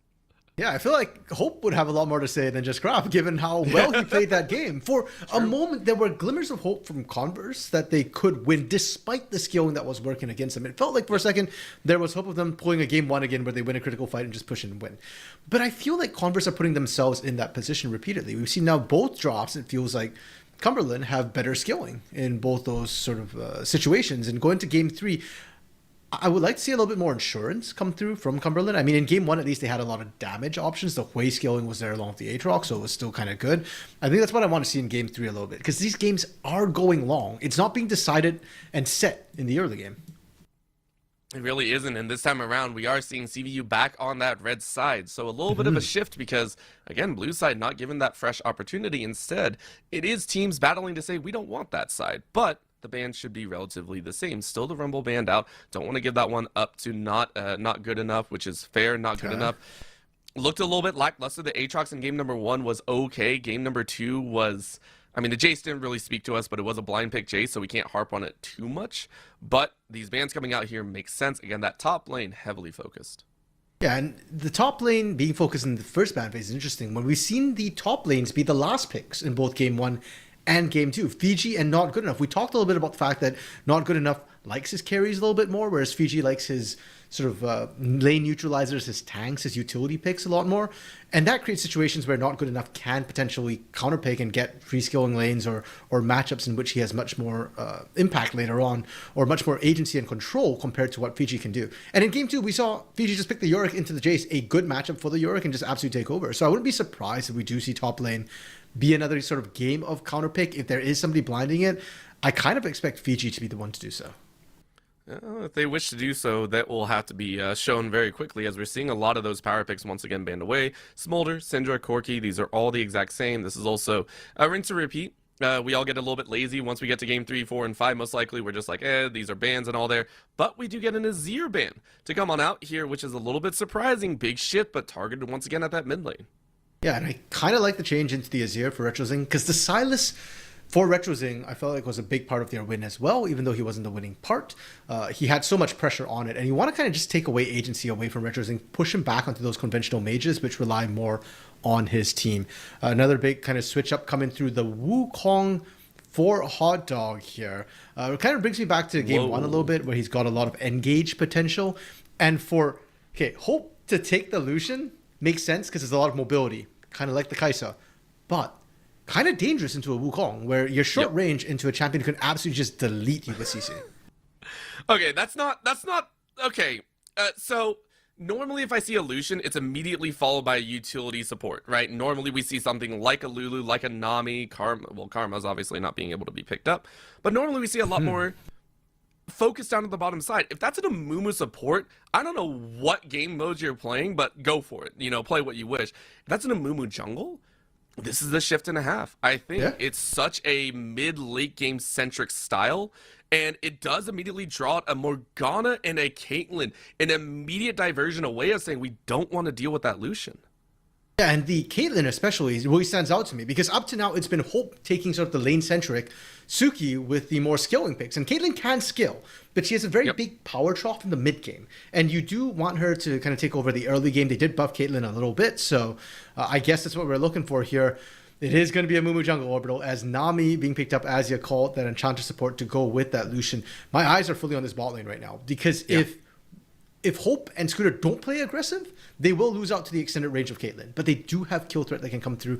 Morgana, though, does kind of shaft that plan a lot. And I wouldn't be surprised if we see Broad Coma go into that bot lane again. Last game, he ganked bot side, and Hope kind of rewarded that early sort of bot lane focus with a lot of pressure, with potential glimmers of carrying for his team. And I feel like with the Lucian Nami into the Caitlyn Morg, it's even more volatile that way. It really does feel like the Morgana was almost a gut check reaction to the Amumu and what could possibly come out, because they were just like, yeah, we're going to grab it. And they're like, well, maybe it will work. But again, it makes sense, at least in that factor. However, heavy focus in the ban factors into that top side. You see the Mbessa, the Gangplank, as well as the Yone and the Gragas, all targeted up there. This is now 6 total bans that have been thrown together between the two top laners, saying we don't want to deal with them. That's all that's there, which means now either you hold counter pick and you pick up a mid laner for the side of CVU, and it is going to be that Victor to come out, one of the brightest freaking splash arts that I've ever seen in my life, and it is going to be a blind pick Victor. Yeah, and I kind of like the Victor with this composition they already have, with the Amumu, with the Nami. There's a lot of AoE CC to potentially lock people down as is, but I am a little bit concerned that you can't reach to Morgana, you can't reach to Caitlyn, you're only really just storming onto the Wukong, and with the Aurora pickup for Retrozing as a counter as well, that's another champion with a lot of agency who can kind of play around the Victor. Fiji having to blind his top lane right now, and with, what's that, 2 top laners already removed, plus the GP taken and Rumble taken away, he's opted for the Cassante, which still has a bit more mobility, can also just kind of all out and get himself out of Chaos Storms or out of rough, sketchy situations. Okay. Welcome to the Thunderdome. Please go ahead and let it rip. We have a Garen here for R5. It is digging deep right now. I've heard inklings that Garen can have strengths, and if there's ever a lane matchup where I just I don't want to see that champion, I don't care, but it is Garen still for R5, and I like that specifically for not good enough. In a melee matchup, we'll see how it plays out. Yeah, and Garen, I feel like, has been sort of on the verge of being viable in competitive. I mean, Adam, back in the day on, was it Carbine Corporate? No, BGS. Was famous for his Garen as one of his sort of few champions he could play in the top side and absolutely dominate a lane with. So, I mean, the Garen pick here into the Cassante, I can definitely see working in terms of laning. My concern, again, kind of goes similar to the Victor, where, again, you're good at the team fight, but can you actually reach the Caitlyn? Can you actually reach the sort of Aurora and the Morgana at the back line? Yeah, that's not an Azir that's picked up. That's an Aurora for Retrozing there. Unless we've gotten some weird words, we're pretty sure that Azir is supposed to be Aurora. Either way, the chicken is going to fly, one way or another. Whether it's roasted by the Victor Chaos Storm or not, it's up there. There we go. We got the Aurora. Okay. Instead of chicken, it's a bunny, and I feel really bad either way. So, getting into this mix-in matchup, I am... Again, I got to ask you, though, are your eyes still drawn to this bottom lane now that we've gotten a heavier emphasis from Retrozing and Retrozing as well as Duckman? These two have drafted fairly hefty, I wouldn't say Victor is a fighter, but the Aurora draws a lot more attention, in my opinion. Yeah, my eyes are still drawn to the bot lane because the mid lane matchup favors Aurora in terms of the 1v1. And then Victor, you're really picking for the team fight later on and just kind of wave clear to get to that point. True. Whereas the bot lane is still the volatile lane that I'm looking at in terms of what's going to happen. The other place my eyes are kind of drawn to is actually the jungle, because you talk about a Mumu in the jungle as being more of a mid-late game pick, and especially when he's kind of the tank. Certainly he scales up a bit more and he's going to be the guy to access the backline, lock them down for the rest of the team to follow up. But in the early game, ever since they changed his bandage toss so that he can store one more and he can get 2 bandage tosses off, he's actually a really good early game ganker. but he is still very vulnerable to invades, and especially when I see something like Wukong on the other side. For Hot Dog, Wukong normally wants to just power farm to level 6, scale up, and then once you get your ultimate, you can actually start ganking. But you can't go invading as Wukong into Amumu, because Amumu doesn't have great answers into the invade as well.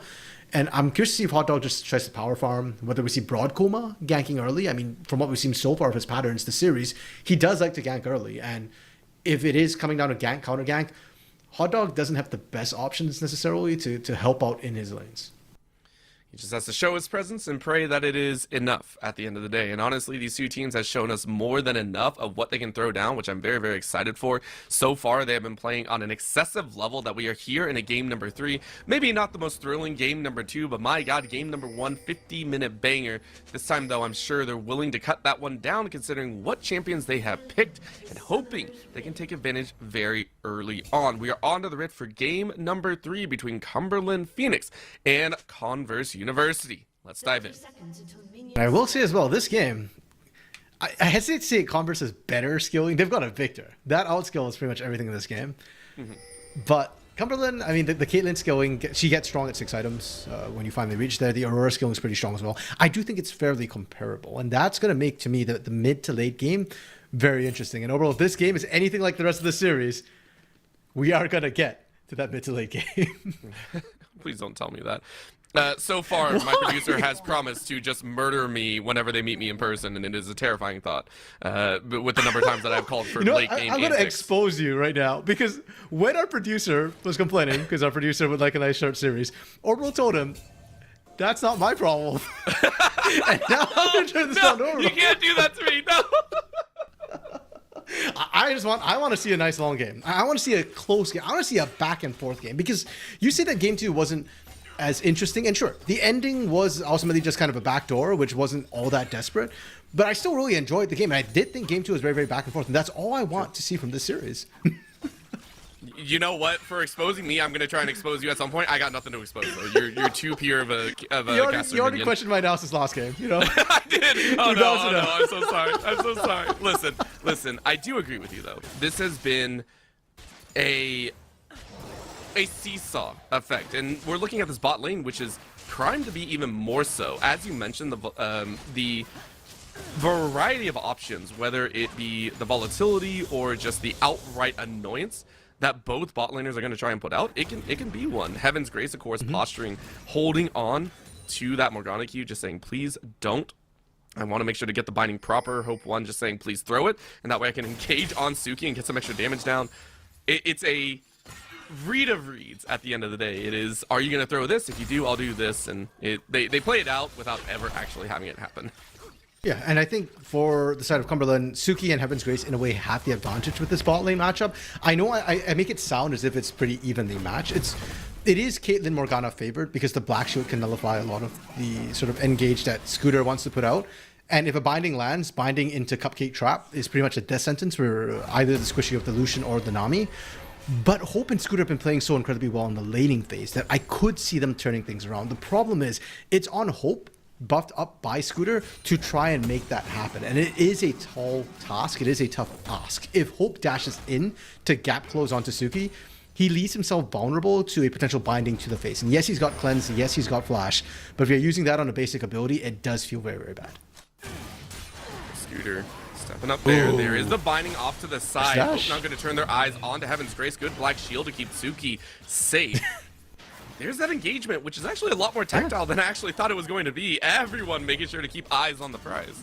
And you can see how mechanically demanding it is from Hope and Scooter. They played that very, very well, and still, the trade's kind of even. Because if at some point Hope has to go, okay, well, I'm not winning this, and I can't all-in you under your turret, and as I walk away, Suki gets 2 shots, and there's nothing I can do, and that kind of just evens things up. Hot Dog, in a face-off against Broad Coma in the river, actually able to get their first snipe away that scuttle and getting a bit of an advantage in terms of the clearing speed.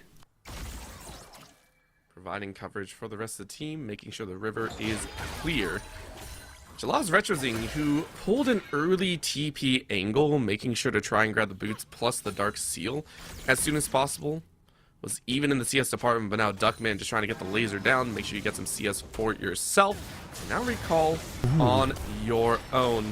There's going to be a dance back, though, as the bot side is once again there, and Hope gets a layup of a first blood. Yet again, Hope with first blood from game 2, now to game 3.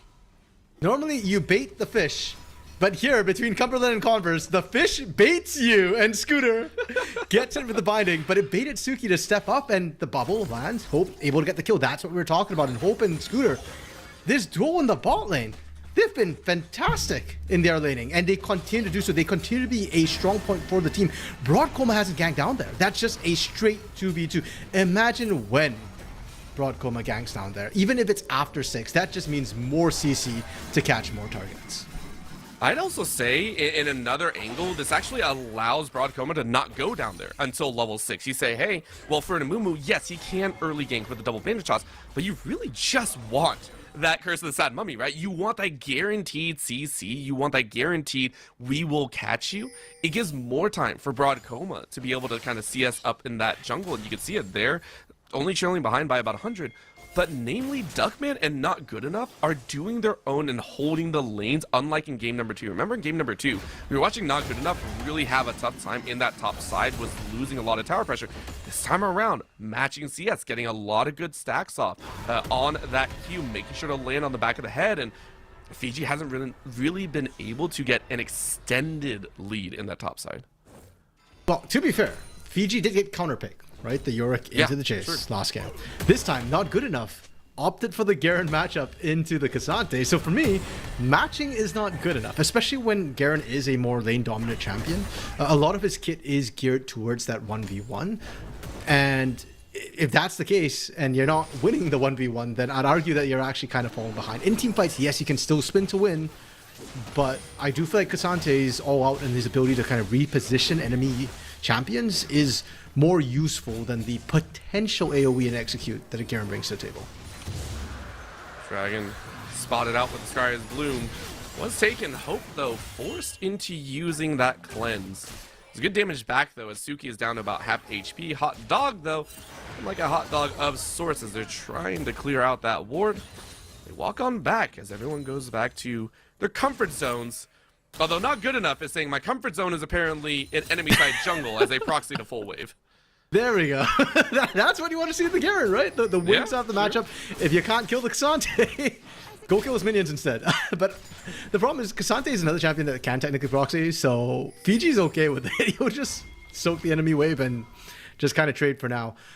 For Not Good Enough, though, the reason why he's proxying was just to cut the wave faster to go for that lane swap. They will still miss out a whole wave bot, though, so I don't really know if the timing of that swap was optimal for Converse. Converse might be running on a little bit of an awkward timing, as you just mentioned. I'll piggyback off of that one and take it a step further. They don't care. They're just like, look, at this point, we rule the timing. We will do what we wish around the map. And as long as Hope and Scooter have a good time, that's good. But, as you called, it was a little bit off time, meaning Hot Dog is up here right now. Hope and Scooter run straight into them and recognize this is not the right spot. You have no flash, you have no cleanse, so if you get caught with a double whirlwind, you might be dead. Good flash away by Scooter, but it's turn around with the culling, and it's enter back in style. Hope and Scooter take the 2v3. They're able to stay alive. A salute to Hot Dog for their man. Oh, good enough. Easy work, but the Curse of Sad Mummy on the back side will catch Suki unawares as Broadcoma is looking for a little bit extra, but Hope isn't able to follow up, so it's only the burn. You are praying for a little extra. Do you get the last little tether out? No, you don't! No. You flash into it, you pick it up, but guess what? Retrosing's here to follow and finish. Cumberland Phoenix take a majority share of kills and power themselves to the feat of warfare. Wait, and Duckman still wants more. I don't know if this is safe for the victor. He's taking a lot of grub damage. The little Voidlings are hurting an Orbital, the back and forth between them as well. I was thinking, I'm crying for Hot Dog here. Hot Dog finds a perfect engage, but Suki and Heaven's Grace could not follow up, but it turned out it was for the better because it ends up baiting more of Converse into that fight, and Cumberland just collapsed faster. They get their numbers there in advance and therefore are able to win that out. Ever so slight edge to them, Orbital. The smallest of leads. I'm going to be honest, I don't think it swings things in the short term, but hey, if they can find a couple more of those skirmishes in their favor, that's what their comp wants to do. Their comp wants to take off running and just snowball from there. I have to apologize to you because you did call it correctly. Maybe that lane swap wasn't the right one to play for. Hot Dog now taking that last little grub, saying it might be all over for 3, and it will allow the push to be a little bit faster. Granted, no one's had a clean push. Fiji is not exactly in that row, but to get started, those Voidlings are going to be a giant pain in the backside. This time around, though, Hope and Scooter finding Fiji here on the bot side. No one swapped out, so it is not good enough facing off in the 1v2. And we'll see how the play angle goes, as right now it's about 500 gold between the two teams. So here's the thing. I actually do think it's better, or Cumberland can utilize the grubs better. But as I say that, hold up. No. It's okay. Hope has to burn flash, but he lives. The big question is if Hot Dog decides to go recank that bot lane at some point, then that might be an issue. Broad Coma is still down there as well. I don't know. I mean, they could look to dive the Xante. He just went all out. Well, they do, but that rotation coming in from Retrozing as well as Hot Dog say no, we can't do it. So they back away. Huge topside battle, though, is not good enough. Yes, you heal innately, but Suki and Heaven's Grace, given the breadth and opportunity, they will show that this is the OG bully lane, is the best way I call it. This is the lane that will force any melee or short-range ADC away from the battlefield. Hot Dog? Bot side, though, we're seeing Hot Dog say, I can gank this one. Coling chewing through a decent amount of HP, but a nice wave will only slow the inevitable. Cleanse is out. Can you get one more Q off? Last auto was available, and you do pick it up. Meanwhile, on the top side, we see a kill go down.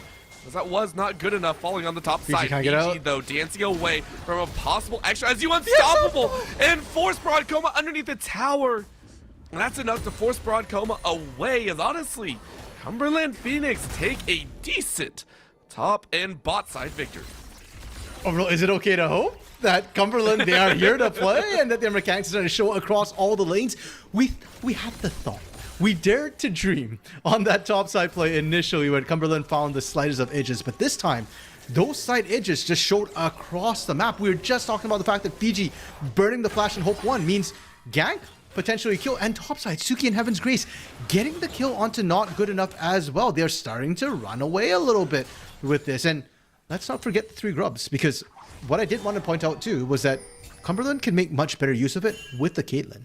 Caitlyn's actually really good at sieging because of her range, and that means that it's easy for her to proc those grub the extra damage as well as generate those voidlings. So if Cumberland gets small leads, they can very quickly snowball that into plates, which means a bigger lead, which means potentially turrets, which means even bigger lead, and maybe that means they can win mid-game team fights. I think it helps as well the fact that we talked about Suki having a little bit of a struggle in game 1 with positioning factor, and this time it's, I mean, you're always going to be staying behind. You're always going to make sure that your positioning is in a proper form. You're going to be in a good spot to be able to fight these out, especially with that 2-1-1 factor. You had that collector in hand. So I like even further on that we're seeing kind of these mistakes that were made in games 1 and 2 being shored up in a heavy fashion. And I really do appreciate that, because it shows that, again, for Cumberland Phoenix, they're always willing to learn. They're a squad that I believe we were talking about fairly fresh, as we were mentioning. This is a squad that just kind of put together a team, but they said they want to compete with the best. And if you're showing adaptability this quickly, hey, that's step number 1 done. Yeah. I mean, while a lot of these players individually have a lot of experience in terms of being in this team, they are definitely new and trying to get together. Suki with the flash away, even with the black shield. You know, that's some of the teething pains that you get with, you know, players getting used to each other, getting to learning to trust each other a little bit more, and Converse able to exploit that to get themselves a dragon.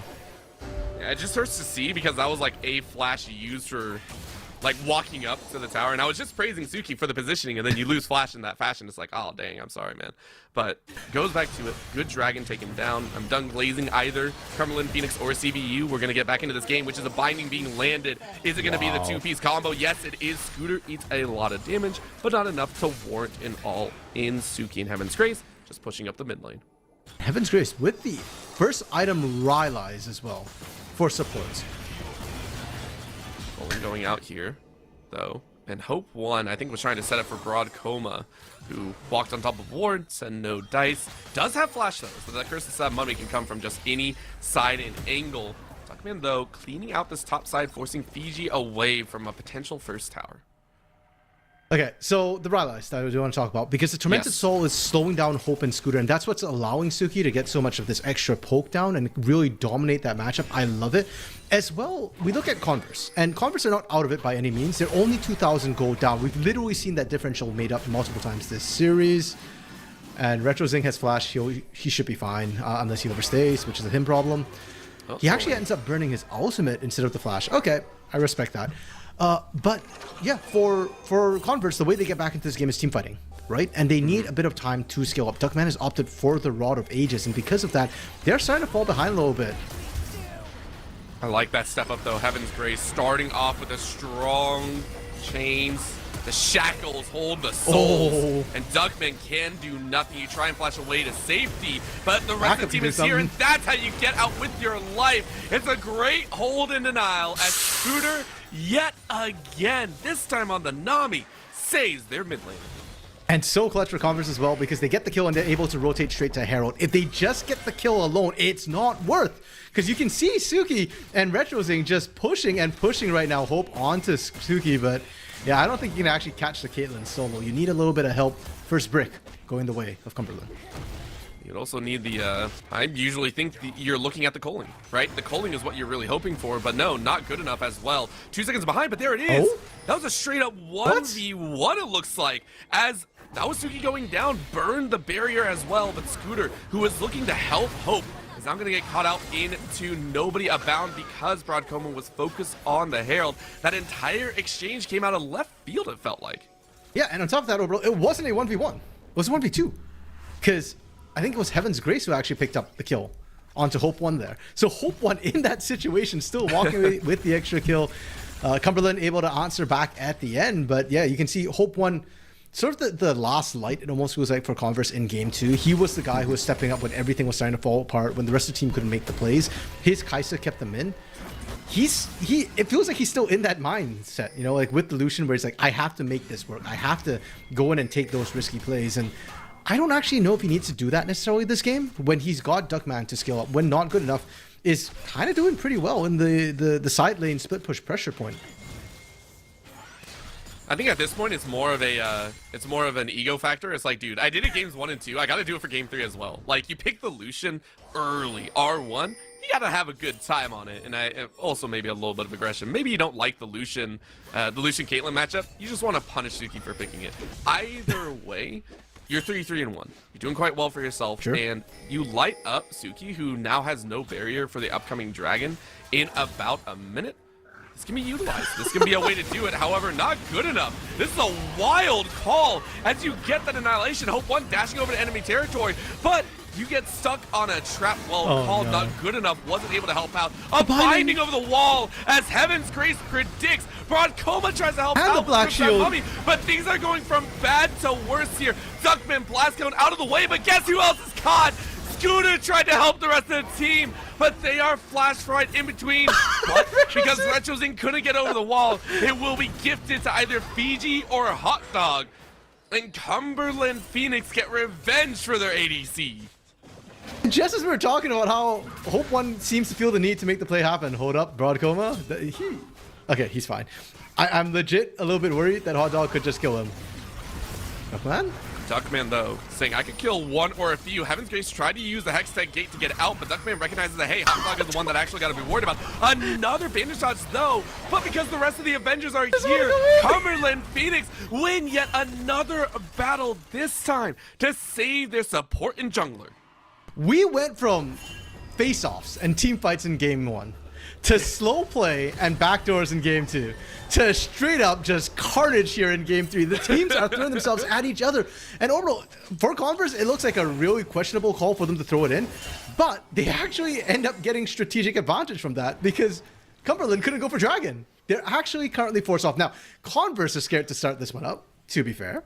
But the fact that they actually get Prio around this area might equalize things a little bit. Whether or not they can get the pick is the big question. Hope 1 actually going back to base and coming back out. Oh, but yeah, Cumberland not able to take advantage of that. They aren't, but they are still looking forward. A quick Scryers saw the ward down on the bot side, but wasn't cleared, meaning Cumberland Phoenix still have the ability to close on in on this dragon if they so wish. They're going to start it up immediately because they can't let CVU dictate the pacing. 3 in the mid lane for CVU. We're still watching not good enough for Fiji kind of gently duke it out here. So for all the time and phase, as you called it, Cumberland Phoenix, they made time with that aggressive play. Yes, they weren't able to get more kills in enemy side jungle, but they were able to collect the dragon, which, in my opinion, is one of the most important ones. It is a Hextech soul to play for, which is a massive boon in terms of running down your opponent and getting extra auto attacks out. Yeah, I don't feel like Converse really gained anything from actually pushing out Cumberland in the initial bit. It's only one dragon for Cumberland, so it's not the end of the rope by any means for Converse, but it is a little bit worrying. The other thing that's worrying about Converse so far is that we've yet to see them actually properly team fight. Broadcoma hasn't been able to kind of get in there, layer his Curse of the Sad Mummy with the tidal wave from Scooter, and Duckmane, again, Rod of Ages hasn't completed yet, so he's kind of still waiting for his first major item to really complete and pop off. Herald being dropped in the mid lane, but it feels kind of bad. Quick charge in, no tower break is being used because it had to be. The timer was running out. CVU back in the way, and we get a breath for a moment. RMC, we get to take stock of what has gone on, which is still, again, Cumberland Phoenix feeling pretty dang good and kind of deciding where they want to go from here. Yeah, Cumberland still have quite a few options. We mentioned sort of the siege strength of Caitlyn and the fact that they got the early grubs. They only got the mid outer turret, so top outer and bot outer are very low on health. As you can see, top side's a sneeze away from going down, so that's a lot of standing gold for Cumberland, who already have sort of a gold advantage. Whereas for CVU, this period is just them looking to kind of skill up and survive the lanes. I don't know if they can actually defend these turrets, but it looks like they might be trying to use it as bait. They know this top side's almost going to go down, so they're kind of daring Heaven's Grace and Suki and Hot Dog to maybe go for a dive. Oh, and Hot Dog actually swept out that tri-brush, recognizing that there were two or more in the brush. Really neat usage of that Scryers. It's not always used that way, but it's one of those happenstance moments where you're like, okay, that actually worked for us. You divert away from that top side that you just mentioned CVU were aiming for, which now results in Cumberland Phoenix picking up the free gold. Yeah, and that turret matters a lot, not just because of free gold, but also in terms of access to the Atacon on the top side of the map right now, which feels like the next big objective for these teams to kind of be fighting over. Even as I say that, I'm fully aware that Vision has largely lapsed in the area. Cumberland are just walking away. But, I mean, it's 3 minutes still. 3 and change for Baron, and just under 3 for Dragon at this point. So, I do feel like the teams could potentially just sneak away this Atacon, especially if they can catch anybody overextending on this top side when both outer turrets on the top lane are gone. Not only that, when you take a look at the Hextech gates, they tend to push, pacing of getting to those objectives a little bit faster. So your sneak attempt call 100% could happen. However, the sneak attempt is actually coming from the fact that Duckman is now getting routed on this top side. We mentioned before that Cumberland Phoenix love to look at these plays, and they're going to try and do it once again. However, it's a party in the top side. Double TPs coming in here will be the Garen plus BG, and having a ball and a half, not good enough, forces away Heaven's Grace, but the main piece is Duckman. Duckman goes down. That is going to be the ace of the whole body block, but the rest of the team coming in here. Between Worlds gets retrosing straight to the backside, and Broadcoma burns the Curse of the Sad Mummy for nothing, it feels like. And CVU scattered, leaving Cumberland Phoenix to do as they wish. But with the Hex Gates, as you called them, bro, the fact that teams can so quickly get from base back to the objective. Yeah, Cumberland, they kind of just trade 1 for 1 when all is said and done, and some critical huge ultimates coming through from both sides. That tidal wave from Scooter really saved Converse from just absolutely getting wiped in those choke points. And for the side of Cumberland as well, their ability to just kind of collapse in very, very quickly. You trade a support for mid lane, worth it almost every single time. It's just that this time, it doesn't result in anything. The death time is just too short, and Hex Gates just make the map too small. Not only that, I mean, Broadcoma, that felt like a really good time to be able to get that Curse of Sad Mummy, get 3 or 4 members, and you burn it on the retreat. I think you were trying to catch Retrozing. We need to see that ultimate used in an offensive manner in tandem with what you called as Scooter's amazing tidal waves. Mid lane is now the focus, though. So right now that bubble is going to be sidestepped. Suki just trying to get in the way, but it's not going to happen. Broadcoma running on the side lanes.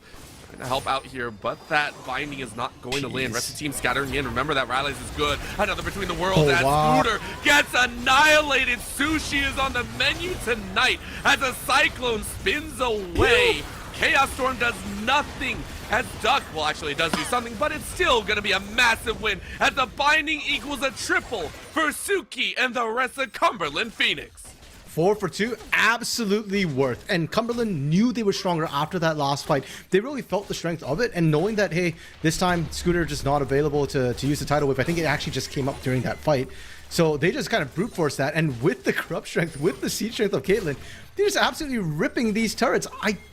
If they're ballsy, Okay, I was gonna say they could potentially stay to get some chip damage on that inhibitor as well, but no, they want to go back because Dragon is up, and I think that is the right call. That is the better call. Though Broad Coma is gonna make a straight beeline for that Dragon. And not only that, give a huge round of applause to RetroZing, who jumped in with the Between Worlds, now 6-0-4, and might have a chance to show off once again. A massive force to be reckoned with. Good chunk to come out here. Bandage toss not going to land once again.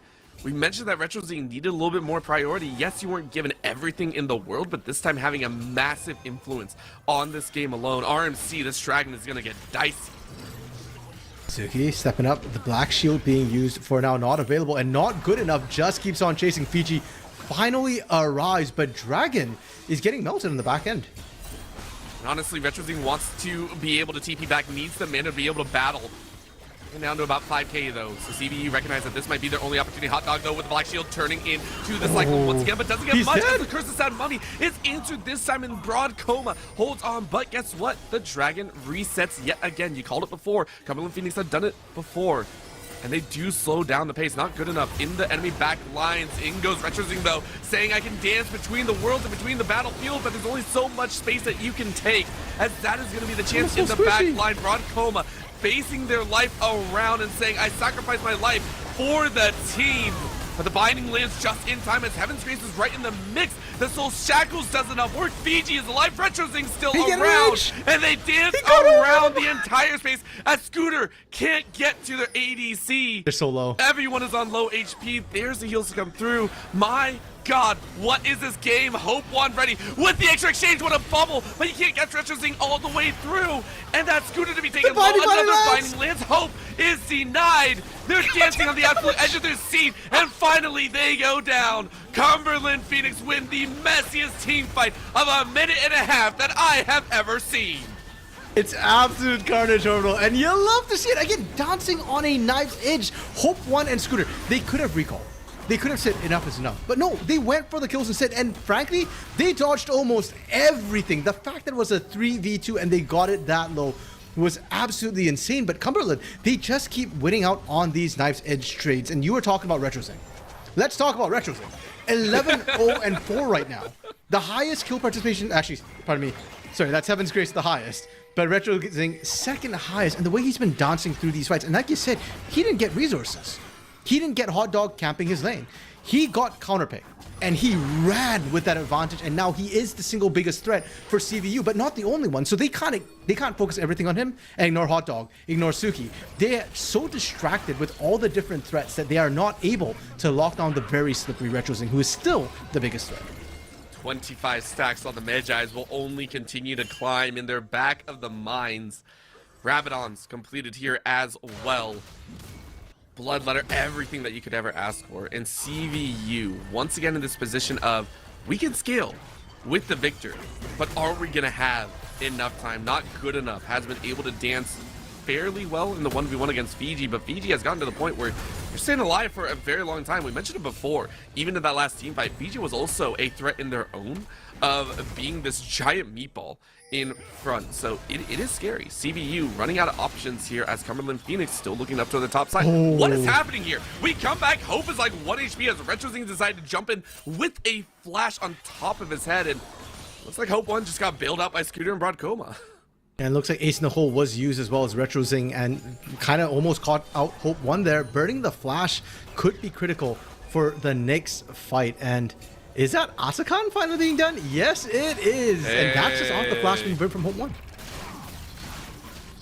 Not only that, it's taken in a somewhat comfortable fashion, but it is spotted out here. I've been wrong before in a lot of my calls and a lot of the kills and a lot of the deaths. Is it going to happen here? He coming in. It is going to be a jump in. Broad Coma, what a seal! Broad Coma! Curse of the Sad Mummy to not only seal the Otacon, but seal 2 lives as well! Don't step to the mummy himself! That's insane. And the build from Broad Coma as well is the sort of grenade build. There's a lot of AP there. It wasn't working up till this moment, but my goodness, when it works, it works. Heaven Grace is as good as dead, and now 2v5. Can they stop this? What is this swing? No, what is this swing? What is this swing? RetroZing trying to do what they can, but they still lose out on their life. They lose the stacks. They give the gold. RMC, Converse, have found their golden egg. I don't even care if not good enough dies here. It don't matter because CVU got Otacon. But they didn't get Baron. True, and that was what they're going for. So on one hand, this game is insane. And we want it back and forth. We are getting back and forth. Broadcoma just forcing his way in and stealing away the Otacon. And now Cumberland, in a 2v5 situation, actually manages to stall out the Baron, getting kills on the back end. So what should have been a 3-for-1 initially ends up being a 3-for-3, actually. I hate everything. It's like... I love everything. I know, like I wanted this back and forth, but it's making it so chaotic to watch because like overall we see these pieces of the pie fall through because again, them getting Otacon, they weren't supposed to get anything. You know, Cumberland Phoenix were on that Otacon, they were ready to go, and then it was an instant. It's like, at this point, I don't know. Like, I know you laid it out for me, RMC, but I'm still sitting there like, it doesn't even matter at this point. It's gonna come down to the next, like, 5 minutes. Dragon in a minute and a half. Baron is obviously up. It's all about who is faster on that trigger of the micro mechanics. These teams have played against each other so often, and they're showing it here that they will battle tooth and nail to get that series victory. Yeah, and for Broadcom as well, that feels like it was the first time he really managed to get the critical Curse of the Sad Mummy onto a lot of critical targets. But that was when they were distracted by doing Otacon. And frankly, Cumberland Phoenix's attention were split between how do we stop them getting in, as well as the objective. RetroZing is not good enough. This is not a good matchup for RetroZing.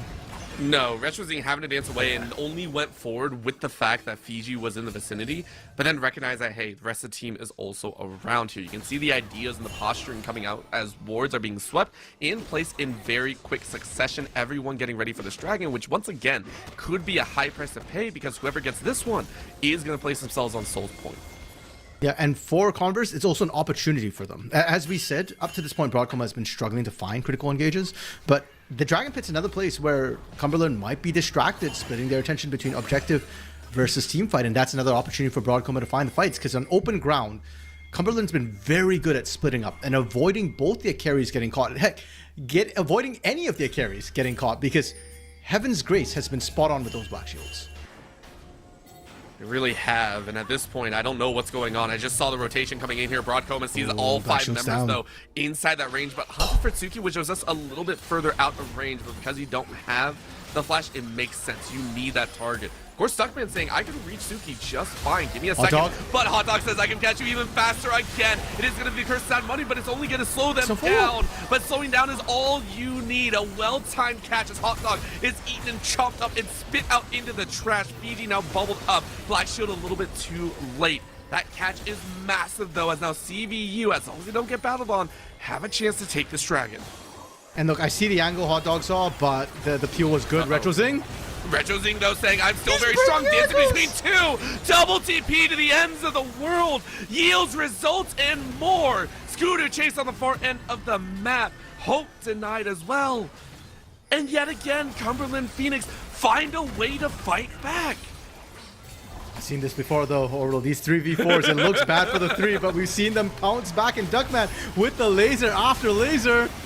They're going to try and go for it. The execution doesn't work. Fiji survives. One for one. For a mite more. Hope is unleashed in the back line. RetroZing is out of mana. It's done it again! But they still get the kills. Triple for Hope 1. It is only the mid laners to survive. Bro, scriptwriters, we need new material. Once again, the 3v4 and in a numbers disadvantage. Converse able to equalize once again. However, who is alive matters, because Duckman lives, but he's a mid laner, not a jungler, and starting up the dragon's kind of iffy. Hot Dog respawned for Cumberland, and that's a jungler. So Cumberland, after all said and done, should be able to pick up Soul Point now. Can Converse answer back with Baron? You're going to look at it. It is going to be pinged out as well as Cumberland Phoenix. They didn't lose as much HP doing it that time. They aren't going to fully challenge. They say, look, there is no hope. There is no not good enough. They don't think that it would be risked at this current moment. But we need to breathe and take stock of what has just gone down. As you mentioned, Hot Dog was able to get the dragon. We are looking at a triple, possible quadruple Hextech dragon into Soul. It could be massive.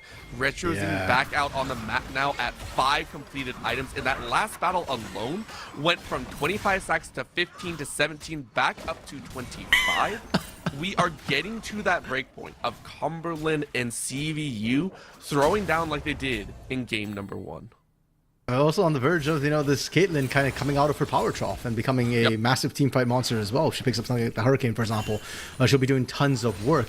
And if we do see a Hextech Soul go the way of Cumberland, it's going to be really tough for Converse, because what Converse has been doing very effectively is actually disengaging, weirdly enough. Their comp wants to go in, but they're struggling to find the engage. But they've also been able to disengage from Hot Dog. So it feels like for both these teams, whoever goes in first often actually ends up losing the opening moments of the fight. Now, if Hextech Soul goes over, especially to the side of Cumberland, it's very easy for Caitlyn to apply that slow, and that makes it much easier and much less dangerous for Hot Dog to find the engages. The inverse is not completely true for Converse because they don't have a lot of range poke. Maybe the culling as an engage tool, that could be a thing. Jesus. Retrozing saying, I don't need slows or anything like that. I will give you a hurrah and hello. And Duckman and Broad Coma are like, I don't want to be here anymore. Retrozing has also done this. Yeah, oh no, and they've done this before. As Retrozing finds the catch. RMC, we harped on Retrozing not getting too much value in game number 1. Game number 2 stepped up. Game number 3 is a highlight member. Screw the Baron, screw everything else. TP in. Cumberland Phoenix are looking like the victors as they're chasing down the base.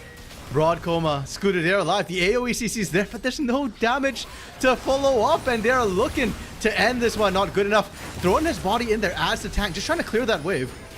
It's not going to be cleared. It doesn't matter. They're tanking this all day long. I don't know what they're even waiting for. There we go. Fiji's in the middle. Cumberland Phoenix in a mini reverse sweep are looking for the victory. A late last minute Curse of the Sad Mummy only heralds their demise. Low HP on either end, though, is not good enough. It's trying to hang on, but the inhibitor is down. The Nexus is gone, and that is GG. Mini reverse sweep as Cumberland Phoenix take the series. Huge props to Cumberland and Retrozing. I spoke to Retrozing in advance of the game, to ask him some information as well. And he told me, oh, we got this. It's going to be a clean 2-0. You lied, Retro, but you know what? I'm fine with it because you fully stacked your Medjais. You went, what was that, 18, 1-7 by the end of it. That Aurora game was absolutely amazing. And Orbital, Cumberland, look, they are a new team. They have not gelled together. They are looking to improve throughout the season, and they already look nutty. Like, this Div 1 looks really, really fun right now. And for Converse as well, Converse might have lost, but they lost by inches. Like, they are incredibly competitive. They said that their goal this split was to stay competitively viable. I would say they're kind of already there at the starting line. Like, they do look good right from the get-go, and this really could have swung either way. Quite honestly, if you can make me as tongue-tied as possible in the fact that not good enough was like, I can almost shred through the opponent and save our Nexus. Like, I had like a 10% hope, and it scared me. Like, 10%. 10% hope at the end, and you make me trip my words. That is how wild it felt this entire series was, and I appreciate it. I have no other wishes on how to start the NECC League of Legends split in a way like this. 3-game banger, a rivalry of sorts that might continue in the rest of the season. RMC, I gotta ask you, who do you feel is the MVP of this series, because so many people stepped up to bat? Oh, that's a hard one. When every single game I feel like somebody different from Cumberland definitely popped off and did a lot of work. So I'm going to do a cop-out answer and say Yem, their manager, coach, who put the team together. Fantastic job with the scouting for now. We'll get more MVPs when we get more games from them, because I have very little doubt that we're going to see Cumberland, in the playoffs, the way they're playing. If they continue improving, they're going to do fantastic things. So we'll definitely see them there. And maybe then when we get to see a best of 5, maybe then I'll be able to actually pick one out of all the carries that this team has.